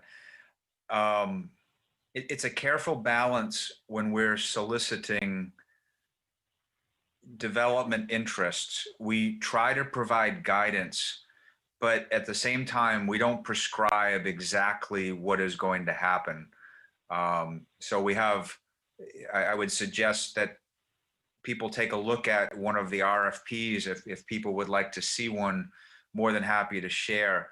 But we don't tell them that we need a certain type of use. We don't tell them how to design it. We try to provide some flexibility because possibly there will be some solutions, some options we never really heard of. Case in point was Thayer Mahan with Groton Heights. We would have never thought we're going to have an undersea robotics company that would locate there to make it their world headquarters. So getting back to your question, we do have placeholders in the RFP where we'll stipulate we're looking for community benefits. We're looking such as open space, park space. How is this going to integrate into things? And it's up to them to actually try to address that. So we don't necessarily prescribe that there's going to have to be X% of field space, but we do indicate we're interested in ensuring that these projects provide some sort of community benefits, and we hope that they take it to that level. I know Mystic Education Center is sensitive for people, but the answer I think for Respler was that they're going to invest in the former Pratt building and reopen that to a public recreation facility to address gymnasium needs and certainly aquatic needs. So that's one example. We hope that the other projects do more than simply address the private developers' concerns as well. So we do push for that, but we don't necessarily have a formula. Can I, this is John too, I wanted to add something on if that's okay. In terms of the specific questions on the MEC projects like the roads and utilities, yes, we did look at that, and the developer has purchased property to put in a different road. We looked at utilities, but I think we just have to hold off till John's department gets those other meetings going so they can lay it out for everybody. I think there's just a lot of lack of knowledge out there. In terms of the schools, the Board of Ed maintained most of their fields, and when they turned them over to the town, it's not like we're still maintaining them other than once in a while just mowing everything. So it's, we don't have the current staff to maintain them. So we'd have to, in terms of maintaining, you really want to have centralized locations so you can maintain them easier. For one thing, Claude Chester, that's a great site to continue having athletic fields and hopefully expand there if we take the building down. So we are looking at all that. It is a priority, but then our walking orders from the town council was to try to develop to the best of our abilities with integrating, like Paige talked about, for the rest of the schools. But it is under constant discussion, and there is a process to look at it. Thank you. Representative Gustafson? Thank you, Madam Moderator. I just had a question about traffic studies in regards to the oral school development. I know right now, every afternoon, if you get off exit 89 coming from Rhode Island, I can't do this anymore. You can be sitting there for several minutes. So my concern is, like, what effect will this have potentially on, say, River Road? Because I know for myself, if this is significant increase in traffic at exit 89, I'm sitting there for 5 minutes before I can turn, I'm most likely going to get off exit 90 and maybe take River Road to my home. River Road is not really a road meant for high traffic, and additionally, with high tides, they flood the road kind of frequently. Has there been any kind of study as far as impact it would have there? And if so, what kind of consequences, or what actions could the town take to potentially maybe lessen traffic on that road? So this is John Reiner. Thank you very much for asking this question. So this is, one of those, as Paige was talking about, the level of detail. So right now, the developer has done some very preliminary traffic analysis around the site, traffic numbers, but as far as real solutions and designs, honestly, it's just too early in the process to start designing out those options. But they are aware of the situation and that things will need to be addressed. So on the short term, or kind of in the real micro looking at their property, they have purchased abutting properties to create a new roadway to actually take some of the traffic off of Oral School Road and connect it right down to a red light. They purchased other properties so that they can actually widen out the road to have a better lined intersection. And as we look at outside of the project, so if this project continues to move forward, the state, as part of their approvals on state roads, are going to require much larger traffic analyses and, I'm sure, upgrades outside of those areas and or mitigation measures to make sure that the roadways can handle some of those areas. I think there's also, concerns that everybody has that some of the roads now already have some concerns. Like you said, if you're already sitting there for 5 minutes, well, that roadway already probably needs some level of improvement today without any development happening around there. Right. So short answer, yes, these things will be addressed. We don't have answers right now because the studies haven't been done because it's still very early in the process. The applicant, Mystic Education Center, Respler Homes, they have not submitted any applications to us up until this time. Again, just kind of touching on some of that history. A lot of what brought us here was finding a developer that wanted to develop, redevelop, and reuse that property. The town has been talking about the reuse of the Mystic Education Center since the late 1970s, going back to town council minutes. So it's taken us this long to get that, and now we have to work with you and the rest of the abutters and the community on how to make sure we're getting the messaging out, working with the developer to get the messaging and information out, and making sure the appropriate studies and mitigation is taken. All right, thank you. I just want to ask everyone to mute if you're not talking. Sorry, continue. That's all I had. Thank you. Thank you. Representative Foster? Thank you, Madam Moderator. And Representative Foster, just before you go, it sounds like Madam, the town clerk is locked out of the meeting. Oh, she's rebooting her computer. Anyway, we'll wait till she reboots. Go, Representative Foster. Okay, thank you, Madam Moderator. I just have a quick question in terms of the disposition of the town properties. Is there a standard procedure that's used? Because it just seems like the way that the Noank property was handled relative to the Sealy School was a little bit different. And I just was curious, with all the properties that are, I guess, up for sale, I just was curious if there's some standard policy that's used in terms of figuring out what to do with them. So yes, and this is something that I think John Burt, myself, John Reiner, and Paige can all touch upon a little bit. So each of these we've kind of inherited at different stages of the process. So some of these properties many years ago were already referred to the Planning and Zoning Commission under an 824 referral to see, what does the town want to do? Is selling the property consistent with the town's plan of conservation and development? Some properties like, the Noank School, the town took the steps to demolish the building, and others, Groton Heights and Sealy School have been softly marketed for well over 10 years prior to, myself or Paige or John Burt coming and working for the town. And when we came here, we heard very clearly from previous RTMs, current RTMs, previous councils about the importance of marketing these properties and getting some redevelopment. So we've looked at each of these schools. Each one is a little bit different, and each one is going to end up having a different end solution. But the process that we've been taking with each of these is very, very similar. The marketing, the RFP, and then looking at, for example, the Sealy School. doing that RFP, picking a preferred developer, having a public hearing, getting the purchase and sales or the option agreement moving forward.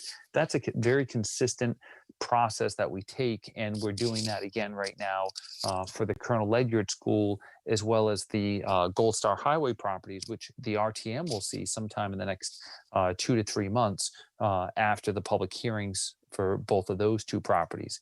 As far as when new properties come online, there is a internal group of staff that looks at these properties, talks about potential reuse within the town, and then we will bring recommendations up to the town council.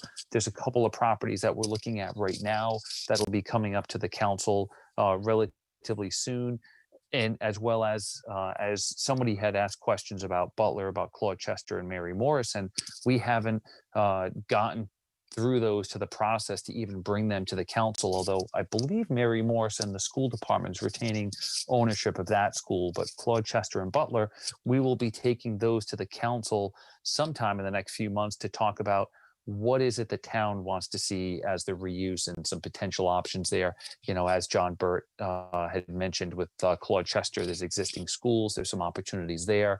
There may be some redevelopment options along a portion of the property, but again, we need to flesh those out. But there is a process that we, a consistent process that we do follow. Okay, thank you. So just to be clear though, it sounds like the first step on your side is the RFP once it's been decided that it's going to be sold.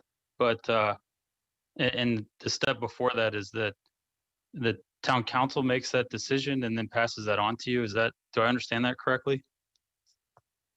So the first step for some of these newer properties that are coming to us is actually first there's an internal review committee that we look at each of these properties, and are there town uses? Are there uses that could be from a parks and recreation standpoint, other municipal uses, and start vetting that internally through our process. We would then take it to the council and report the findings of that group to the council. We're doing that right now, as well as actually, I think we will be forwarding, so a couple of properties, one of them being 0 Flanders Road, which is just south of 95. It's about a 16, 17 acre parcel, referring that to the town's Parks and Rec Commission, referring that to our Economic Development Commission and to our Conservation Commission to get some feedback from each of those groups about the reuse or potential uses of those properties. We'll then take that property to the town council with those types of reviews and analysis, work with the council on what is the reuse and what they would like to see happen with that property. And if we then want to move forward, if the council wants to move forward and sell that property, there's the 824 referral to the Planning and Zoning Commission that looks at consistency of uses with the town's plan of conservation and development. Then we begin the marketing process. Marketing often will last 3 to 6 months before we release an RFP. We do the RFP. There's a long interview process to pick that preferred developer. Once we have the preferred developer, we then bring them to the town council, discuss those redevelopment options, bring that publicly, still no commitment from the town.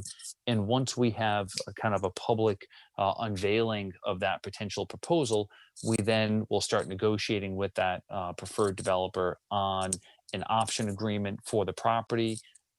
Also, as part of that, in there, we've done appraisals of the property. We would then be holding a public hearing to get community input about the sale of the property and continuing to move it forward that way. And all of that happens prior to any application for, Planning and Zoning Commission approval, inland wetlands, anything along those lines. Thank you for all the details. The committee that meets to start determining end uses, are their meetings public? And who makes up that committee, just out of curiosity? That's my last question. Thank you. I appreciate your time. Sure. So again, if John Burt wants to, I know his voice is a little sore right now, Yeah. but The actual policy that was the procedure that was passed by the council is it's an internal department review committee that's established by me, and it has, of course, John and Paige, Deb Jones, the assistant planning director. It's got a couple Parks and Recs people. It's got some finance people. Public Works is on there. So we have a variety of staff. We have quite a large group that looks at it, at all the options, and discuss what could be done. What, do we have any internal uses for the properties, to retain it and to do something ourselves with it? As we start kind of, thinking it through, then we like to get the input of all the other commissions out there to see if they have differing thoughts, try to make it a pretty robust process. And then we, like John said, present all the information to the council and see what their wishes are.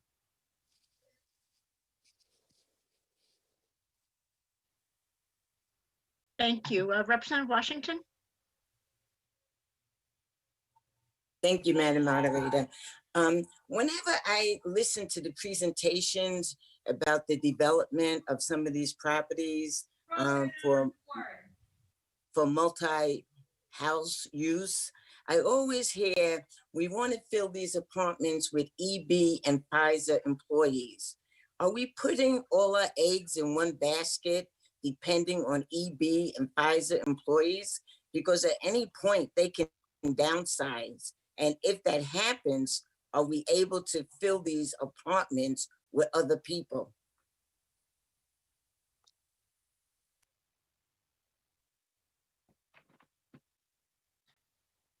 I can take an initial response to that.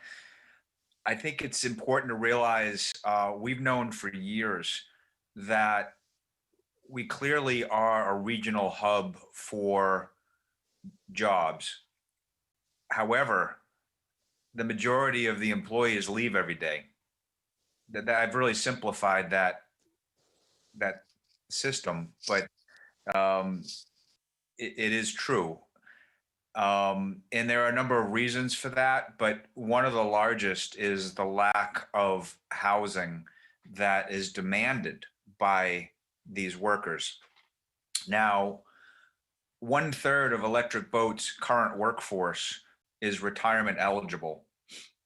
The new hires are, people that are in their mid-20s, maybe 30. They're looking for a housing type that we simply do not have in Groton.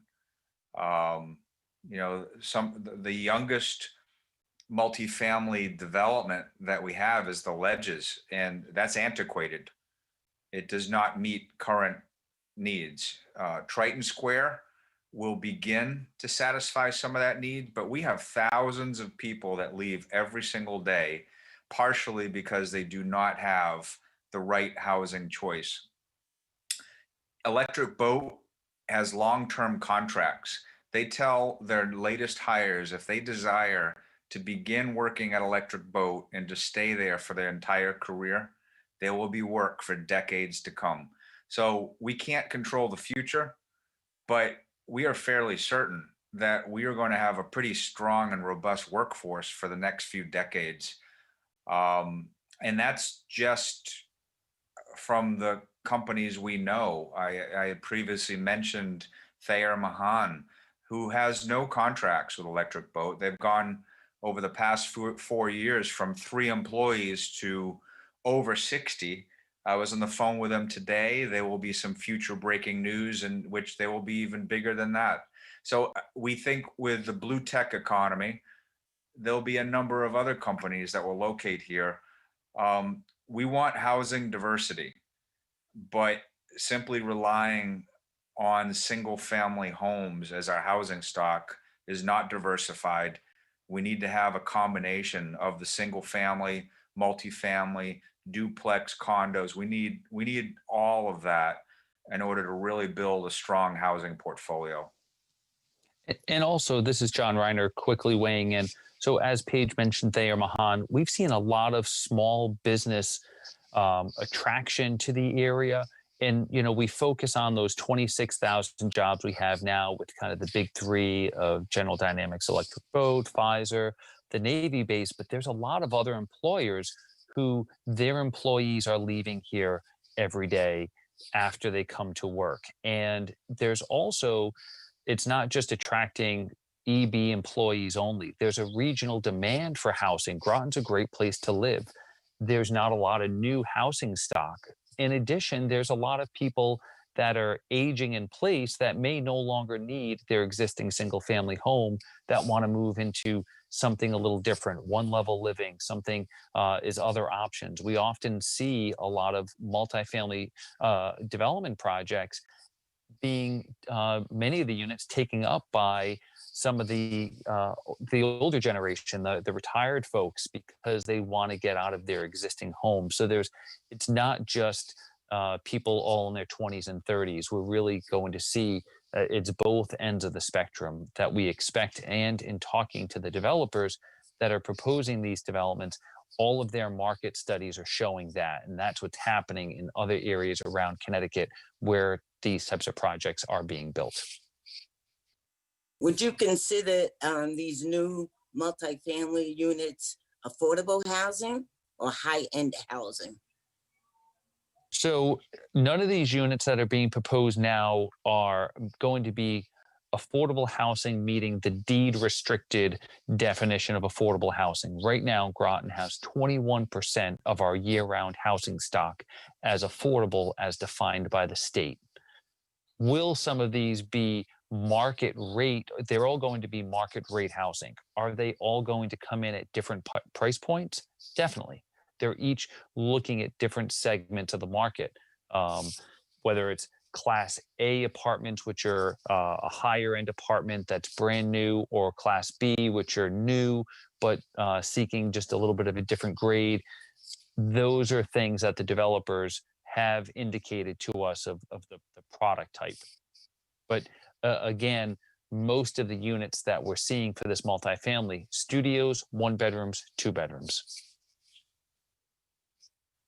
So if I'm a new hiree at Electric Boat, I probably will not be able to afford any of this housing. I would not agree with that. I think some of this new housing that's being proposed, off the top of my head, Paige might know some of these numbers a little bit better, but a new hire, sometimes you might see them rent a place. I know when I first started out professionally, I was renting a house with 3 other guys, and that's how we started off until I started becoming more established. And then, my wife and I were able to get a place on our own.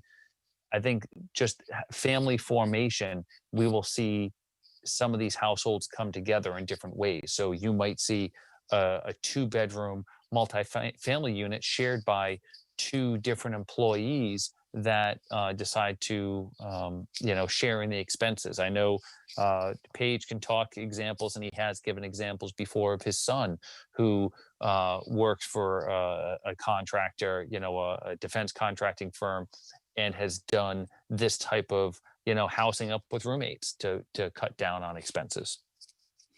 I think that's totally right, John. I do often pick on my son, who actually just moved from Texas back to here. Happy to have him home, but it is common to have young workers in a small apartment, splitting the rent. You may have 2, 3 of them living together.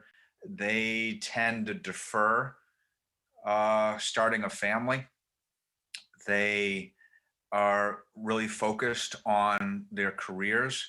They're focused on their social and recreation life, sometimes advancing themselves. Many of them are taking online classes, getting advanced degrees, watching their finances, paying down their student loan debt. So it's a different world today. I actually do believe it is common for a lot of the workers at defense industry to live together and sharing expenses, and it's a part of their culture and their social scene. So at the Mystic Educational Center property, and this is my last remark, you can have over 2,000 people living there if you're going to have 930 something units. So some of the units there will be, again, I don't have the unit count right in front of me now of what is currently proposed. Studios, 1 bedroom, 2 bedrooms. A lot of what they've spoken about is the need for and they're going to be attracting some different housing types there. The executive housing in that we're lacking that, and that's communication that they've gotten directly from businesses like Pfizer. So having different income levels of people living in some of these areas and renting for a few year period of time as they shift into different basically home bases for themselves, that people aren't buying there and living there, say, for 30 years. What the end population is going to be, I think that's something we've asked that question of the developer. They have some initial numbers and thoughts on that, and I know that they've actually are doing some studies on that as we speak. Just to add, I know people are concerned about impact to the community, and we're all concerned that that's something that will be evaluated with all of these projects. But it's important to realize, in a simple term, the people that would be residing in these new apartments work here already.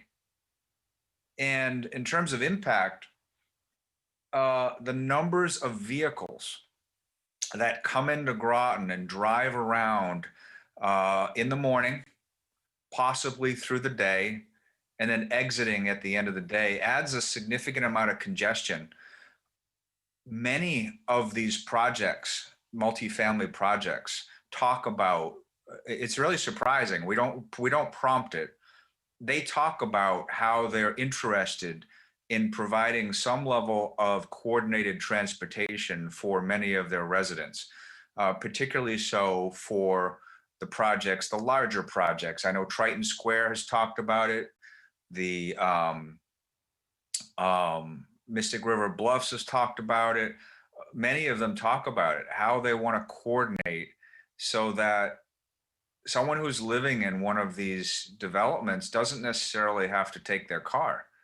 And it is kind of fascinating if you think about transit within Groton, and if we had these new developments and the workers that are here, if we're able to keep the money in town because they live in town, there is really an opportunity to improve how we deal with transportation rather than having each one drive a car to work and trying to park, particularly over in the EB area, which is really problematic. We might actually have some synergies and try to find a way to work on a really efficient transportation system for these workers getting to their employers. Thank you. I noticed we have 3 hands up and it's 9:35 and we haven't touched any of the items that we need to act on tonight. So I would just recommend let's go through the people whose hands, the representatives whose hands are raised, and then let's see if we can just move on to other items, if that's okay. So the next hand is Representative Flax. Thank you, Madam Moderator. I'll make it very quick and it can be answered later. I think it's for town manager, for John. I think what Representative Chase was trying to get to was I know that the town council has set up a policy for moving these properties. And I think that we just want to make sure that the neighbors and the people in the town are being heard from at the same time for each. We're knowing there was quite an extensive meetings that took place with regards to the properties, with regards to like Pleasant Valley and Mary Morrison and the other ones. At what point do you listen to the neighbors? Because I know that with SB Butler going on, going to be opening, and Claude Chester, I think more so SB Butler, that the neighbors are going to want to say something about it, and the neighbors in all areas of the town deserve the same voice. And don't have to answer right now, but I think it's something we can talk about further down the road. Thank you. Thank you. Representative Dean Shinbrot. Hi, thank you, Madam Moderator. I just wanted to say that a little over a year ago, 4 of the 5 representatives in District 5, where Mystic Bluffs will be, held an information session at Northeast Academy for all the neighbors to come. The builder came and spoke, laid out his plans that he had at that time. And I found it it solved a lot of problems as far as communication goes, because neighbors were able to ask the builder directly their questions. Sometimes they had answers, sometimes they didn't. But it soothed a lot of raw nerves.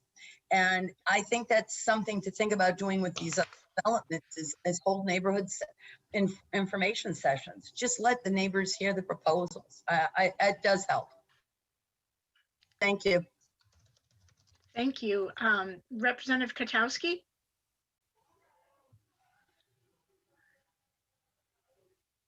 Thank you. I have a couple comments. The first thing I have to say, it is the ultimate in hypocrisy for the director of planning to tell the RTM that when he was a millennial, he rented a house with 3 guys. And he's expecting the millennials at Electric Boat to rent these little apartments over at the Mystic Oral School. I just can't believe it. Okay. The other thing is the comments from the Planning and Zoning Commission Okay, meeting I'm last gonna night. interrupt here. That is disrespectful to the staff. He wasn't saying that. He's trying to tell you you have to think out of the box, and they're going to come up with different configurations. Let's not make Okay. comments to the staff like that. Okay. The comments from the Planning and Zoning Commission last night were overwhelmingly to scale back or eliminate this project. And if you heard the testimonials for the people that worked at Electric Boat and the people that lived the life of Electric Boat, it is in complete contrast of what the town is portraying the future of Electric Boat to be. Thank you.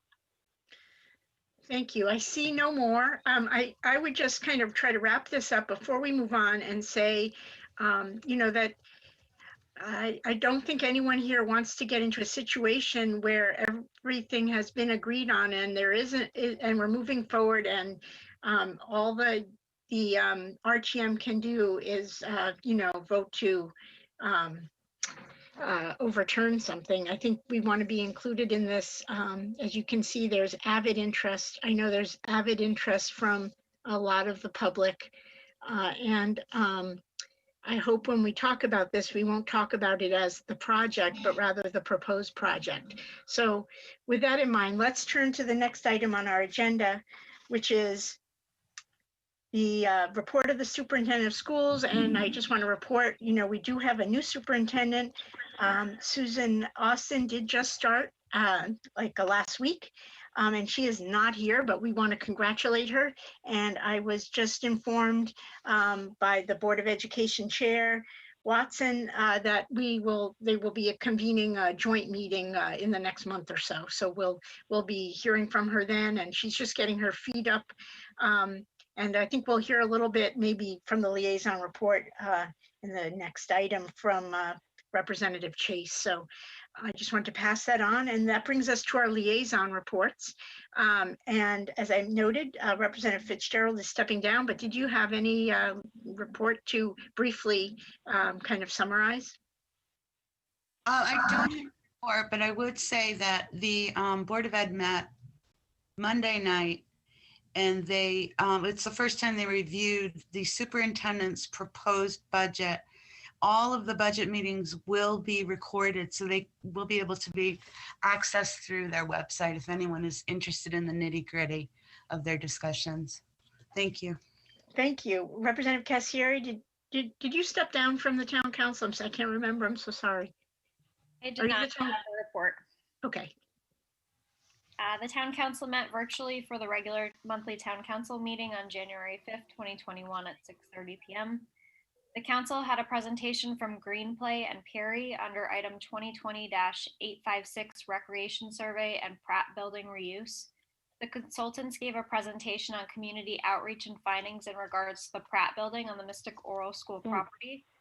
The consultants created designs to connect people in place, connect people with one another, and to create a space to innovate health in a world-class facility. There were several citizens' petitions in support of keeping and renovating a theater that is currently located within the Pratt Building. Most of the councilors echoed the same sentiments of wanting to keep the theater and expressed wanting to invest in the arts in our community. The discussion was left with tasking town staff to research the cost of updating the auditorium in the former Fitch Middle School, or if the costs and needs would be viable at the Pratt Building.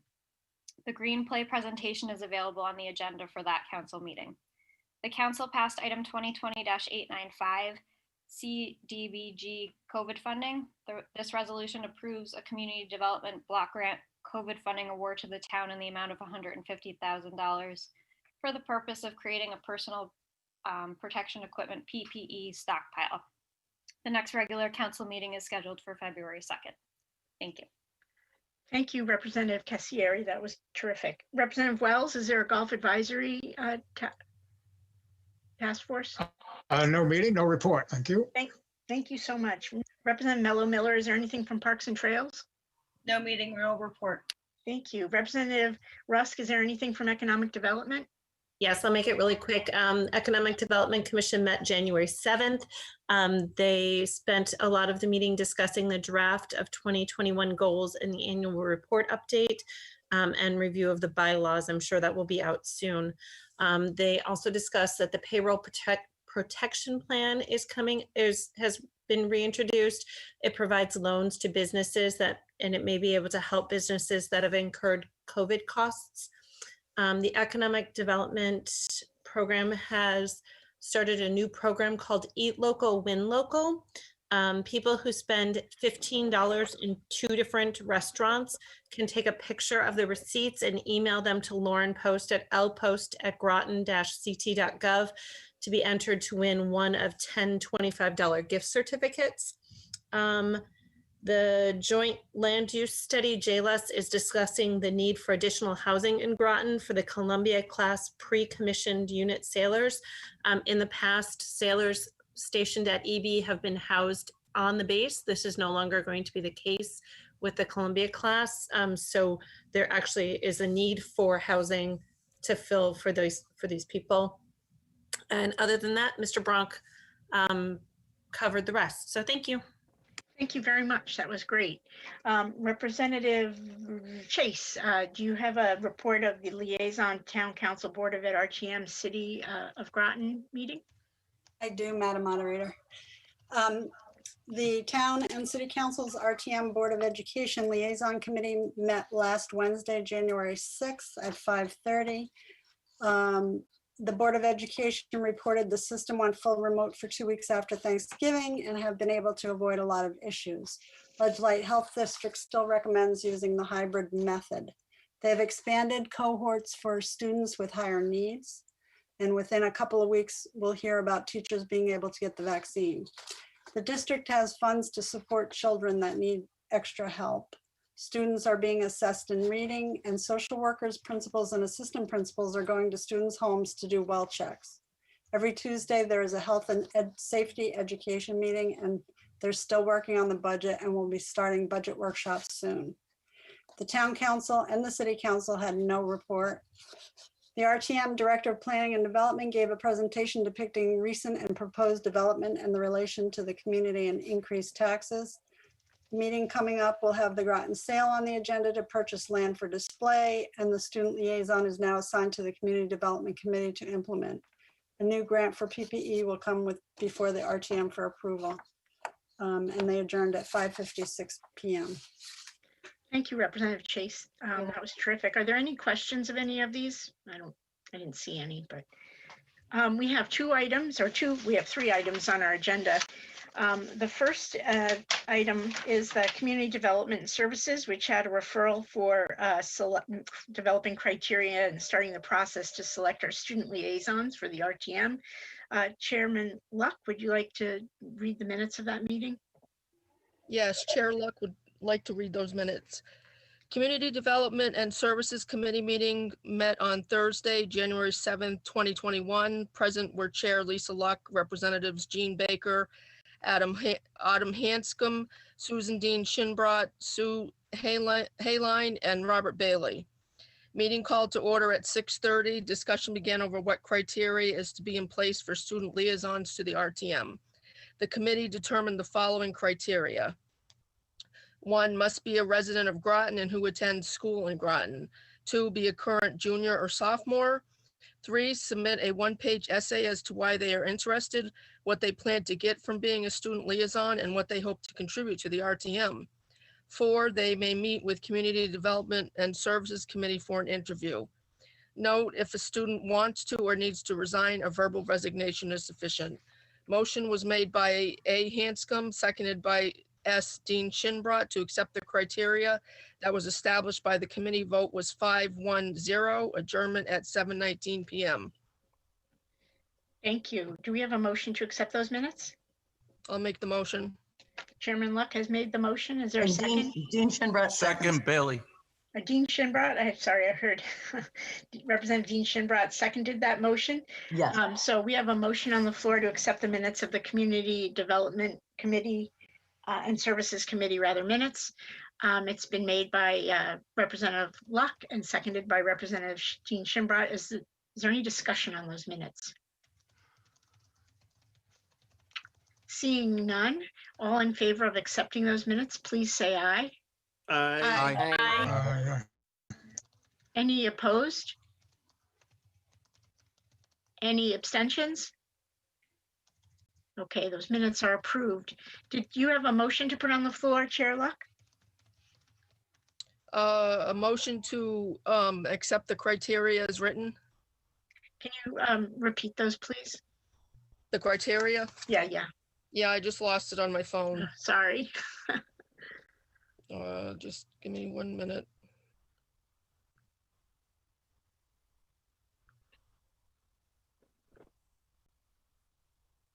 Yep, the criteria must be a resident of Groton and who attends school in Groton. 2, be a current junior or sophomore. 3, submit a one-page essay as to why they are interested, what they plan to get from being a student liaison, and what they hope to contribute to the RTM. And 4, they may meet with Community Development and Services Committee for an interview. Did you come up with a timeline on this at all? As soon as they're passed, we could look into bringing somebody in for the rest of the political year. Yeah. Oh, I'm sorry. So we have a motion on the floor to accept those. I apologize. Point of order on myself. To accept those criteria. Is there a second? Second by Representative Baker. So we have a motion on the floor made by Representative Luck, seconded by Representative Baker. Now is there discussion? Okay, Moderator Ebbin. So you were saying, Chair Luck, that the schedule of soliciting, that's what I was curious, is if there are dates for like when that would go out and when there would be a deadline for submission of those applications. Do you have those types of things? No, we didn't have hard dates that came up. Okay, so I think that would be part of maybe a next process where we would need to kind of hammer out some dates and hammer out, I guess it would be a school year appointment, at least in the future. Okay. But I'll put that on your referral list at this point. So Representative Frickman. Yeah, I just wanted to say, initially I was in support of this, and I actually created a similar program in my own district. However, based on the criteria they created, they still left out the opportunity for students to select these individuals. As RTM members, we're represented, and we represent people of our districts, and these student members are supposed to represent the student body. And unfortunately, we left that out, or they left that out. So I can't support it as is. At this point, unfortunately, so I'm going to be voting no on this tonight, even though I support the views of students, and I would love students to be part of this body. However, I don't believe it is our role to select those students. It should be the students' role selecting their own representatives. Thank you. Thank you. Representative Richards. Thank you, Moderator Ebbin. A couple notes, I guess, on the point that was just made. I would just, reiterate that the reason why that was made as the Rules and Procedures Committee has reported before was because there would be students coming from different schools. It would be very difficult to coordinate bodies doing that, especially when the school bodies are made up of people from different towns. So that's the reasoning why it was the RTM making that choice. I also have some questions about the criteria. When we had talked about this in the Rules and Procedures Committee, we had wanted to have, and I think there was a consensus on this, any student who is a resident of Groton, but I see the criteria is limiting that to people who attend school in Groton.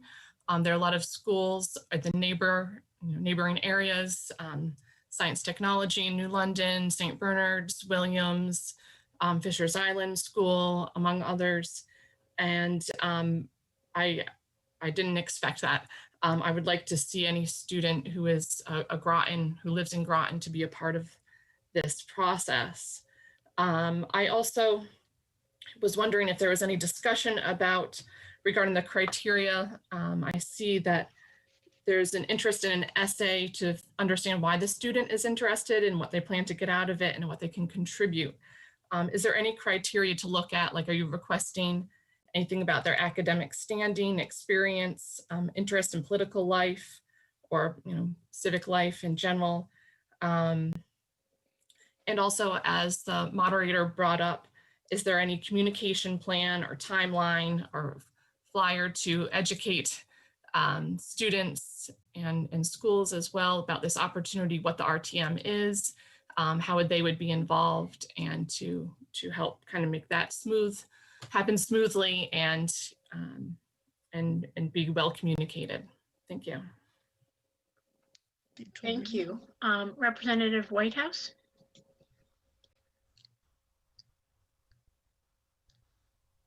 I think you're on mute. Yes, yeah.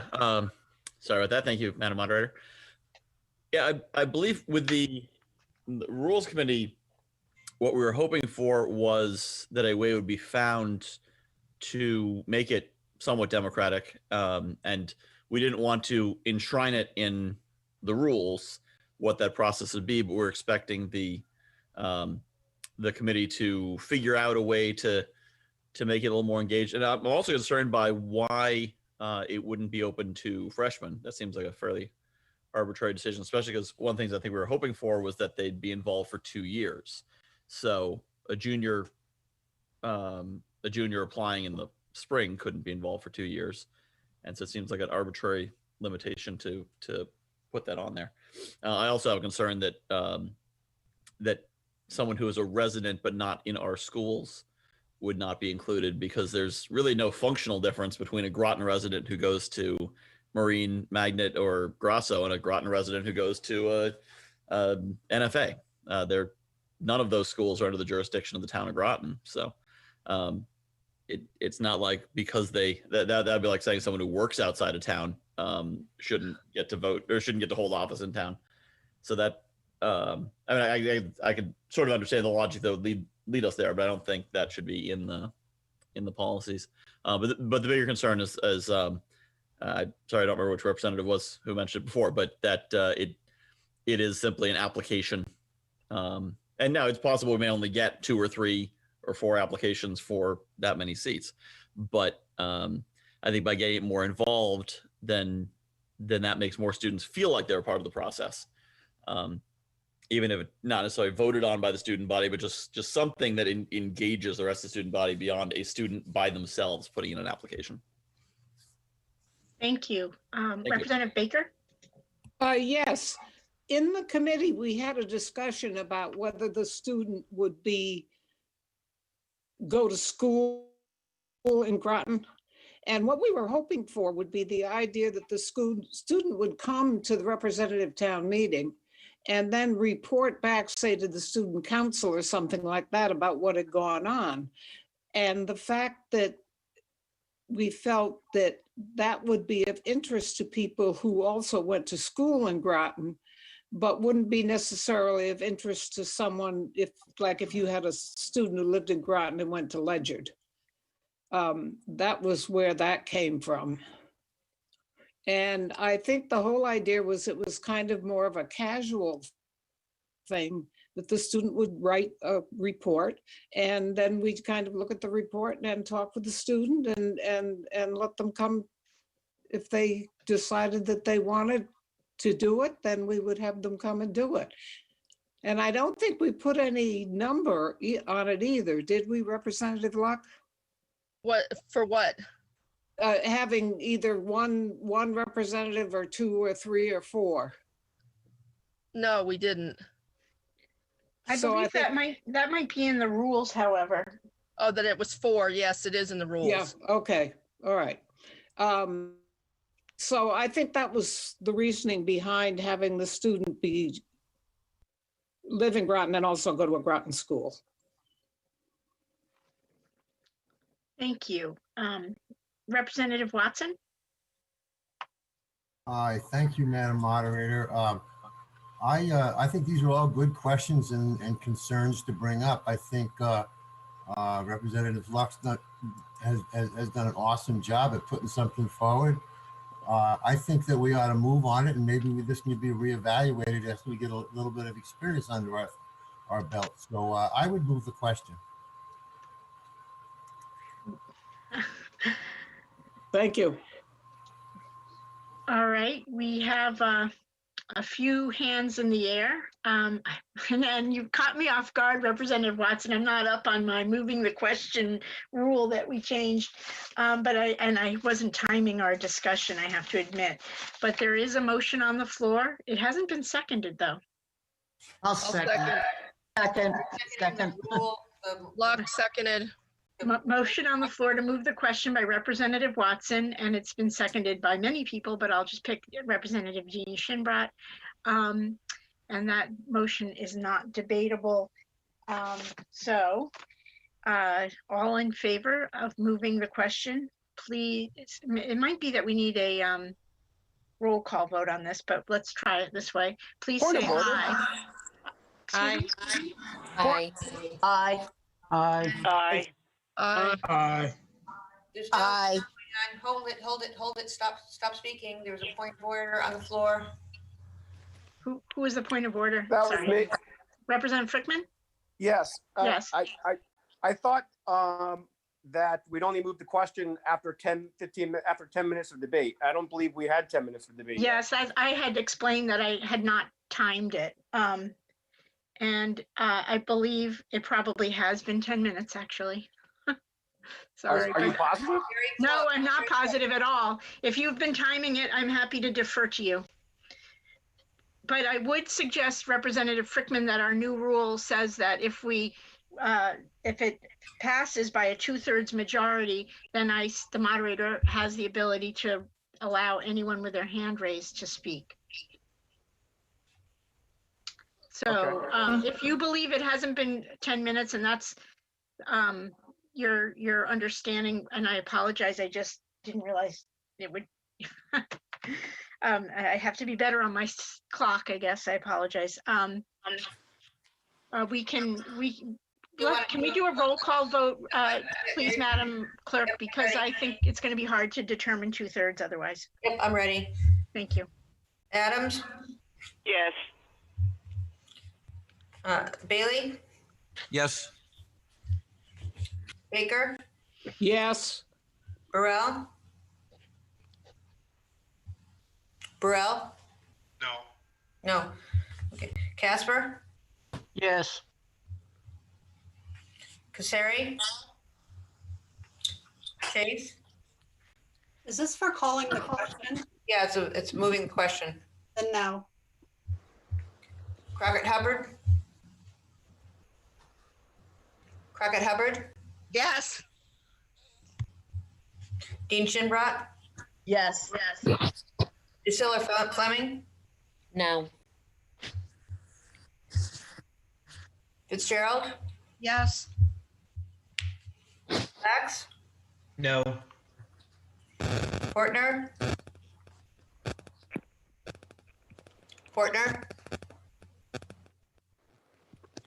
Portner left. Okay. Foster? No. I'm gonna leave. Frickman? No. David Gauthier? I didn't hear that. Gothier David?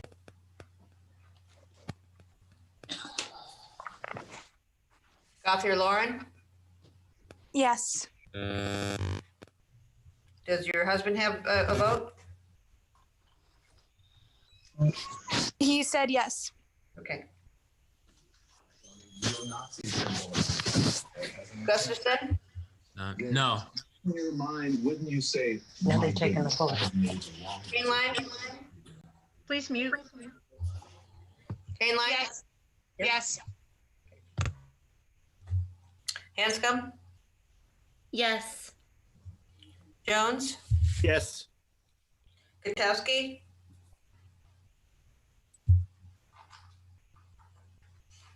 Kotowski?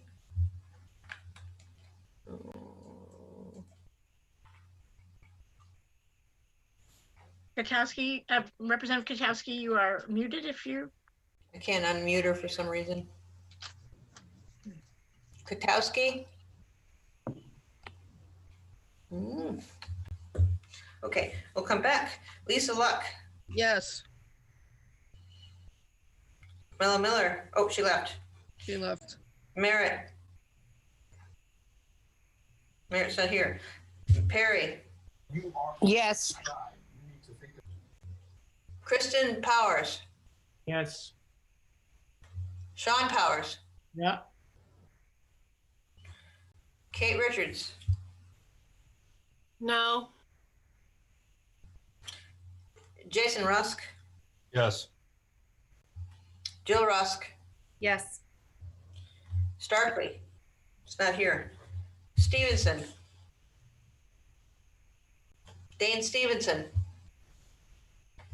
Not here now. Ian Thomas? No. Washington? No. Watson? Yes. Wells? No. Whitehouse? No. Whitney? No. Ebbin? No, sorry, I was muted. I didn't hear your vote. I said no. Okay, 19 in favor, 15 opposed. We've lost some members, sorry. That motion fails. Correct. Thank you. So that means that Representative Luck is next.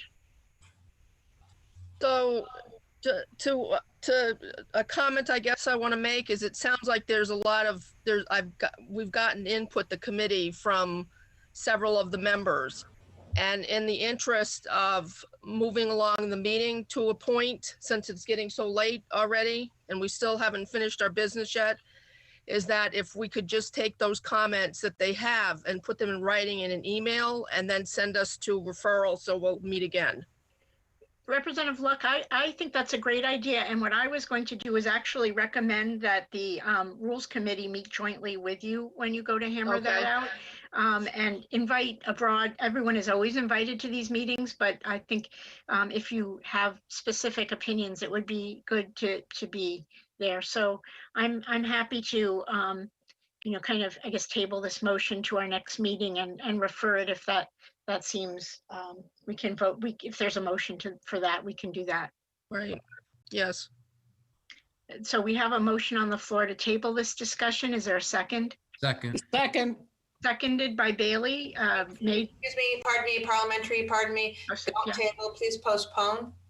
Postpone to a definite time in the future. Yes, No, thank you. You table, if you postpone to the next meeting. Okay. Can we rephrase that, Representative Luck, to postpone it to the next meeting? Yes, we'll postpone to the next meeting. Thank you. And that was seconded by, I'm sorry, I'm losing it. Who seconded that? Gustafson. Gustafson, thank you. Representative Gustafson, is it okay to postpone rather than table? Yes. Thank you.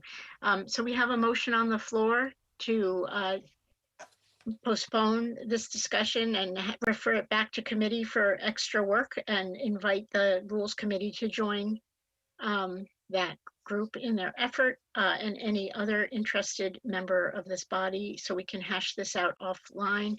All in favor, or is there any discussion? I think we can discuss this. Is there any discussion? No, I had my hands up, but thank you, Madam Moderator. But I had my hands up earlier to ask to go back to committee anyway. So this is what I wanted. Thank you. Thank you. Representative Richards? Same as Representative Frickman. Thank you. Thank you. So no other discussion. All in favor of postponing this discussion till next month and having this referred back to committee in the interim, please say aye. Aye. Aye. Any opposed? Any abstentions? Okay. Was there an abstention? I believe that motion carried unanimously. Thank you. So thank you all for your efforts on that. I do think, we are a body of diverse opinions, so probably more cooks in the kitchen on this one is better, as we proved the first time when rules did it. I think it went back a few times, so thank you. The next item on our agenda is Finance Committee. Chair Washington, did you have a report? And remember to mute, please, you guys. Yes, I do. I'll read the minutes of our meeting. The Finance Committee.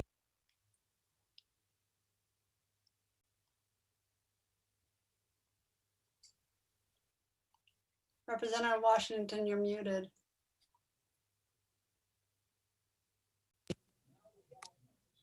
Can you hear me now? Yes. Okay. Finance Committee held a Zoom meeting on Monday, January 4th, 2021. The meeting was called to order at 6:32 p.m. by Chair Beverly Washington.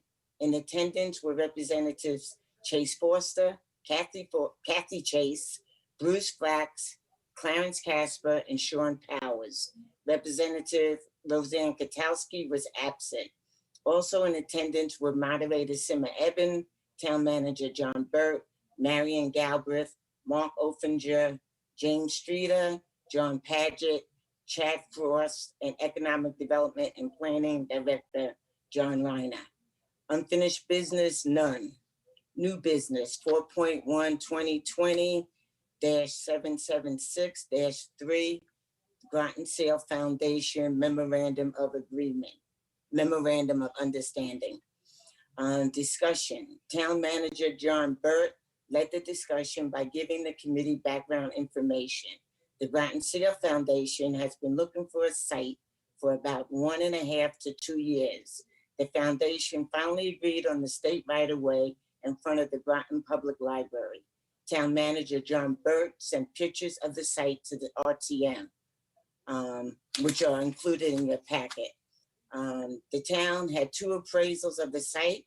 The cost of the site is $91,500. The town asked if they could have the site for free, but the answer was no. The town has approved a MOU with the Groton Sale Foundation to transfer the money for the purchase because the town has to cut the check. The Groton Sale Foundation will raise the dollars for maintenance of the sale and rudder, then transfer those funds to the town. The town manager needs permission to purchase property. The foundation has the money to purchase the property. Once MOU is signed, first need approval from RTM, the money will be transferred to the town. John Padgett added that before the sale is given to the foundation from the Navy, they must have an approved site. The sale is in town and has been for 2 to 2.5 years. The main purpose is to have the RTM approve the MOU, then the foundation can move forward. The foundation has to raise $2 million for the maintenance of the site, which is doable. They will start in earnest this spring, then ribbon cutting, Memorial or 4th of July in 2022. Again, the cost of the site is $91,500. This money will be transferred to the town once RTM gives it permission. The foundation has raised $220,000 already. Maintenance will be mowing the grass, which the town does already, upkeep of the shrubbery, and paint every 7 to 10 years due to wear and tear. The goal is to raise money for maintenance that will be left to the town once the foundation is dissolved. Navy is turning the sail and rudder to us for no charge for this memorial. The sail is a submarine sail. The sail is 20 feet high, 4 feet wide, 16 feet long, and 290 feet after that for the walkway. The rudder is 10 feet wide, 8 to 10 feet tall. If you have seen a submarine, the black part of the submarine will be the grass memorial walkway from the sail to the rudder. Representative Powers stated that the memorial will be exquisite with little town funding. It is a great project for the town of Groton. Honor to the military and lets the military personnel know that they are welcome here. John Paget congratulated the town citizens for their support of the Navy, plus the engineers and designers from Electric Boat. He recognized these and others who support the military. Representative Casper asked why dissolve the foundation. John Paget said it was a decision the group made.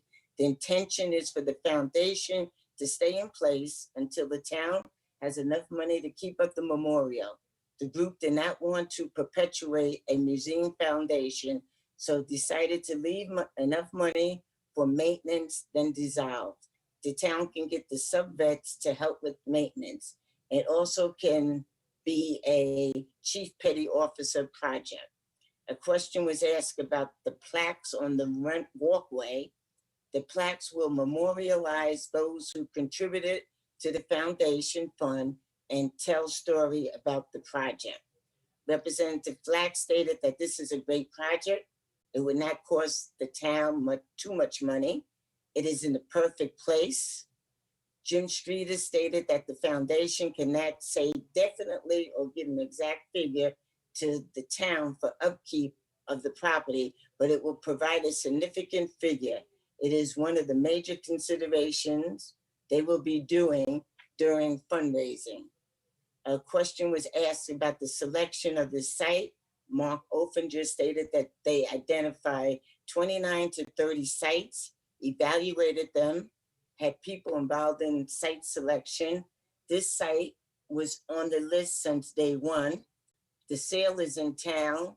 Navy is ready to turn it over to town. This is a perfect site at the center of town. Thought about another site, but in the end, it was decided that this was the perfect site. Representative Forster made a motion to submit requests to the state of Connecticut for the purchase of right-of-way along Route 117, and that the town of Groton R.T.M. Finance Committee does recommend approval of the Memorandum of Understanding with the USS Groton Seal Foundation for purchase of land and maintenance for a Groton Seal monument.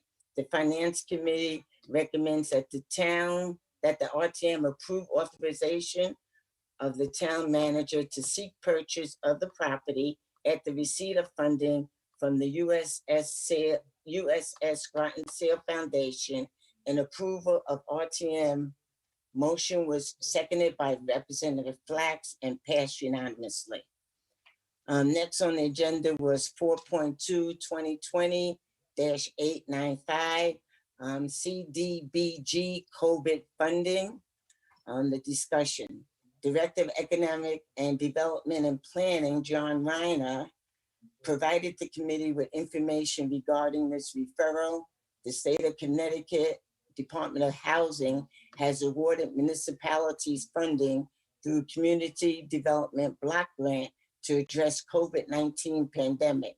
The town was notified that block grant dollars was still available from the state for COVID relief use. The town applied for $300,000 to create programs and purchase supplies to combat the spread of COVID-19, but was awarded $150,000. State liked the idea for PPEs for nonprofits, businesses, and citizens. state not interested in creation of programs other than distribution program. The town originally was thinking of having a program to make PPEs, but the state had no interest in that. It is possible that the state was not interested because of the longer timeline to make PPEs. The town will stockpile the PPEs in the classroom at Fitch Middle School. State awarded $150,000, no match dollars, no staffing, no cost to town, one-time award. The town needs to get paperwork done. The town has 30 days.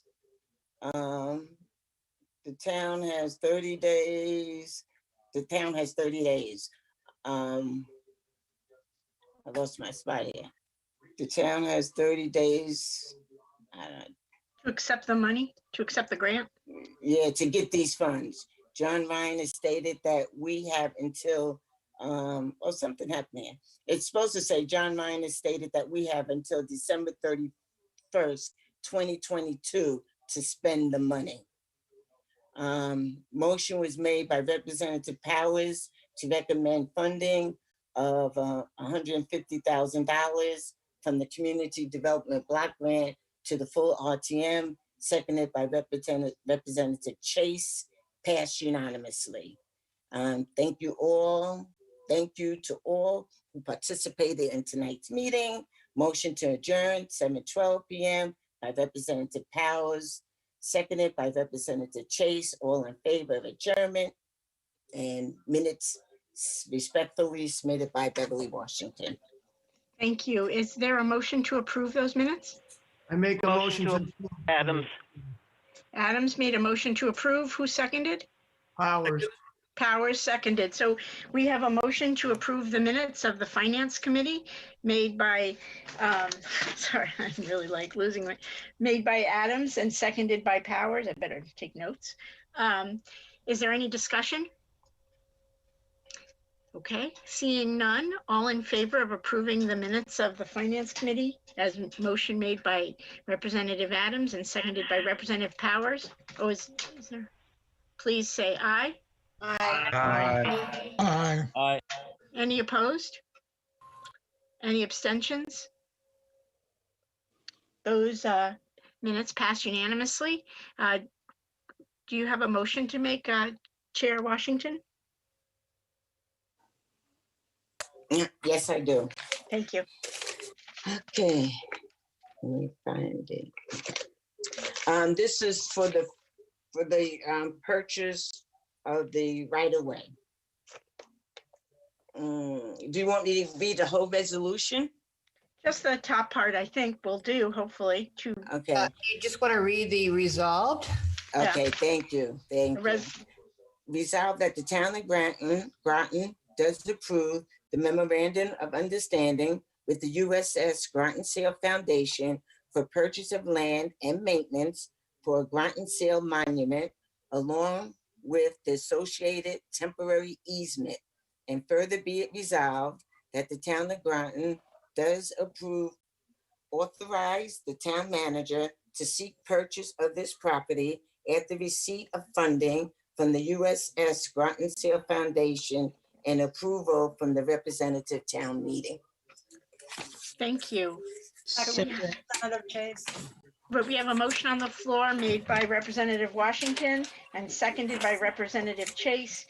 And at this time, I wanted to just note that we do have several members of the Groton Sale Foundation here with us. So I would like to ask them if they had any comments they wanted to make or if they wanted to just be available for questions. This is John Padgett. I'm available for questions if there are any. I'm the chair of the Groton Sale Foundation. Thank you so much. We do have a question from Representative Bailey. Thank you very much. I've been on like 4 submarines, all 688s, and I know there's quite a bit of preservation that has to go on, not only on the exterior of the sail, but is there access to maintain the interior of the sail? The answer is yes. We've got, before we install the sail at the site of the memorial, we will have environmentally mitigated the lead-based paint that had been on the sail before. And then we will we'll put on the current Navy paint that goes on. In seawater, that paint typically lasts 15 to 20 years. We think it'll probably last up to 25 years as we install it there. So I don't think there'll be an issue with that. And we will have we'll have a fund to maintain that when it needs to be repainted, there will be money available to repaint the sail. Okay, hey, thank you very much. That's all. Thank you. Are there any other questions? We do have former RTM representative and former Mayor James Streeter here, and also Dr. Marion Galbraith, the former city mayor, all on this committee. So we're armed with lots of answers to any questions. All right, seeing none, I think it's time to take a vote. We do have a motion on the floor, which is a resolution a resolution that the town of Groton approve the MOU with the USS Groton Sail Foundation for purchase of land and maintenance for the Groton Sail Monument, along with associated temporary easement, and also resolve that the town of Groton approve the town manager to seek purchase of the property after receipt of funding from the USS Groton Sail Foundation and approval from us. And that's where we are now. That motion was made by Representative Washington, seconded by Representative Chase. All in favor, please say aye. Aye. Aye. Aye. Aye. Any opposed? Any abstentions? That motion does pass unanimously. And I just want to reach out and thank the members of that USS Groton Sail Foundation for waiting to such a long point in the agenda. And thank you for your service. And anyway, we're all looking forward to seeing this. So thank you. Thanks for your support. Thank you, Mr. Paget. Chair Washington, is there a second motion you'd like to put on the floor? Yes, there is. This motion is for the Community Development Block Grant for $150,000 for the COVID funding. Resolved that the town council, is that what you want me to read, Betsy? That's the resolve part? The resolve part, thank you. Okay. Resolved that the town council authorizes the town manager to accept and execute this grant agreement with the state of Connecticut Department of Housing to accept the $150,000 CDBG-COVID funding and authorizes the town manager to complete all executive actions or approvals necessary to expedite and implement this program on behalf of the town of Groton. Further resolved that the town manager shall regularly report updates of the supplies purchased and the status of the grant to the town council. I'm going to add R.T.M. Thank you. So we have a motion on the floor. Is there a second? Second. I saw Representative Casper, I believe. We have a motion on the floor made by Representative Washington, seconded by Representative Casper to accept and execute this grant agreement with the State Department of Housing to accept $150,000 CDBG COVID grant. Is there any discussion on this? Seeing none, I think we are ready to vote. All in favor of this motion that was made by oh, now, of course, I've like pooping out. I was going so good with all my details. Casper. Representative Washington, was it seconded by Representative Chase? Casper, sorry. Damn.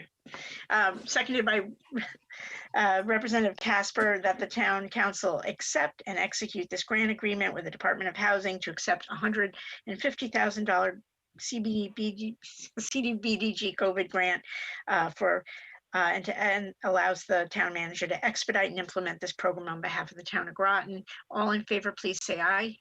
Aye. Aye. Any opposed?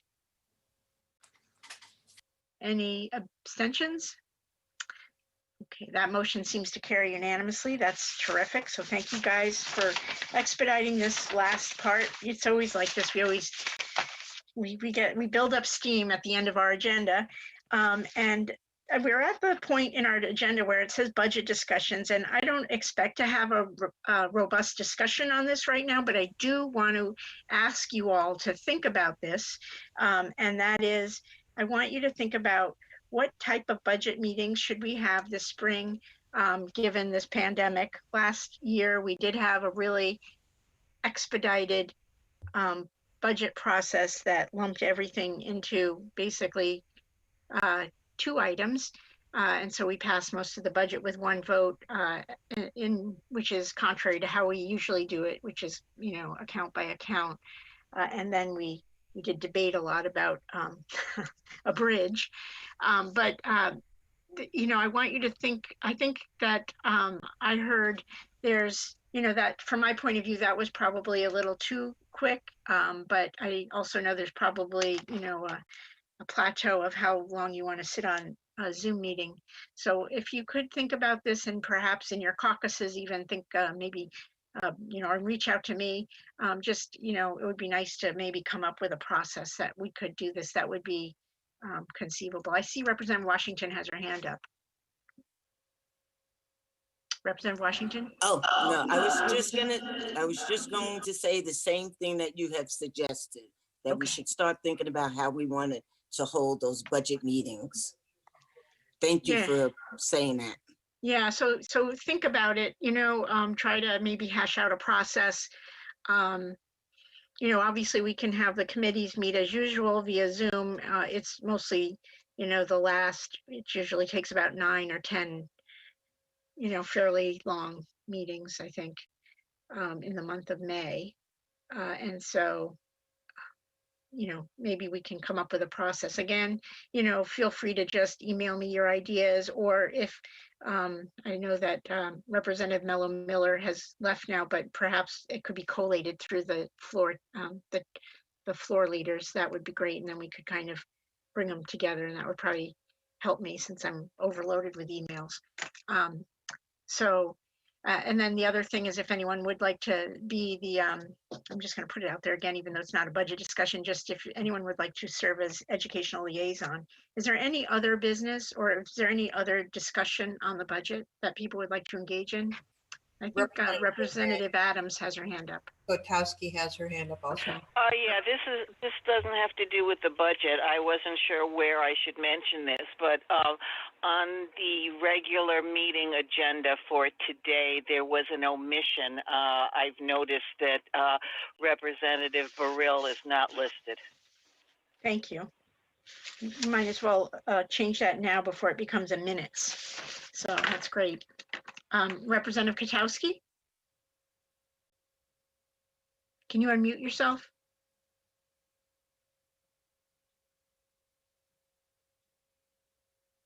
Representative Gutowski, are you able to speak?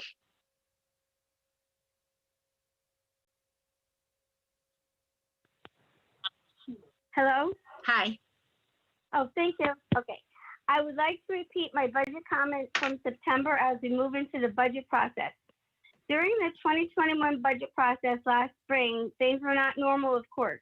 However, there was budget information provided by the town council to the RTM that the members based their decisions and voting on that turned out to be inaccurate.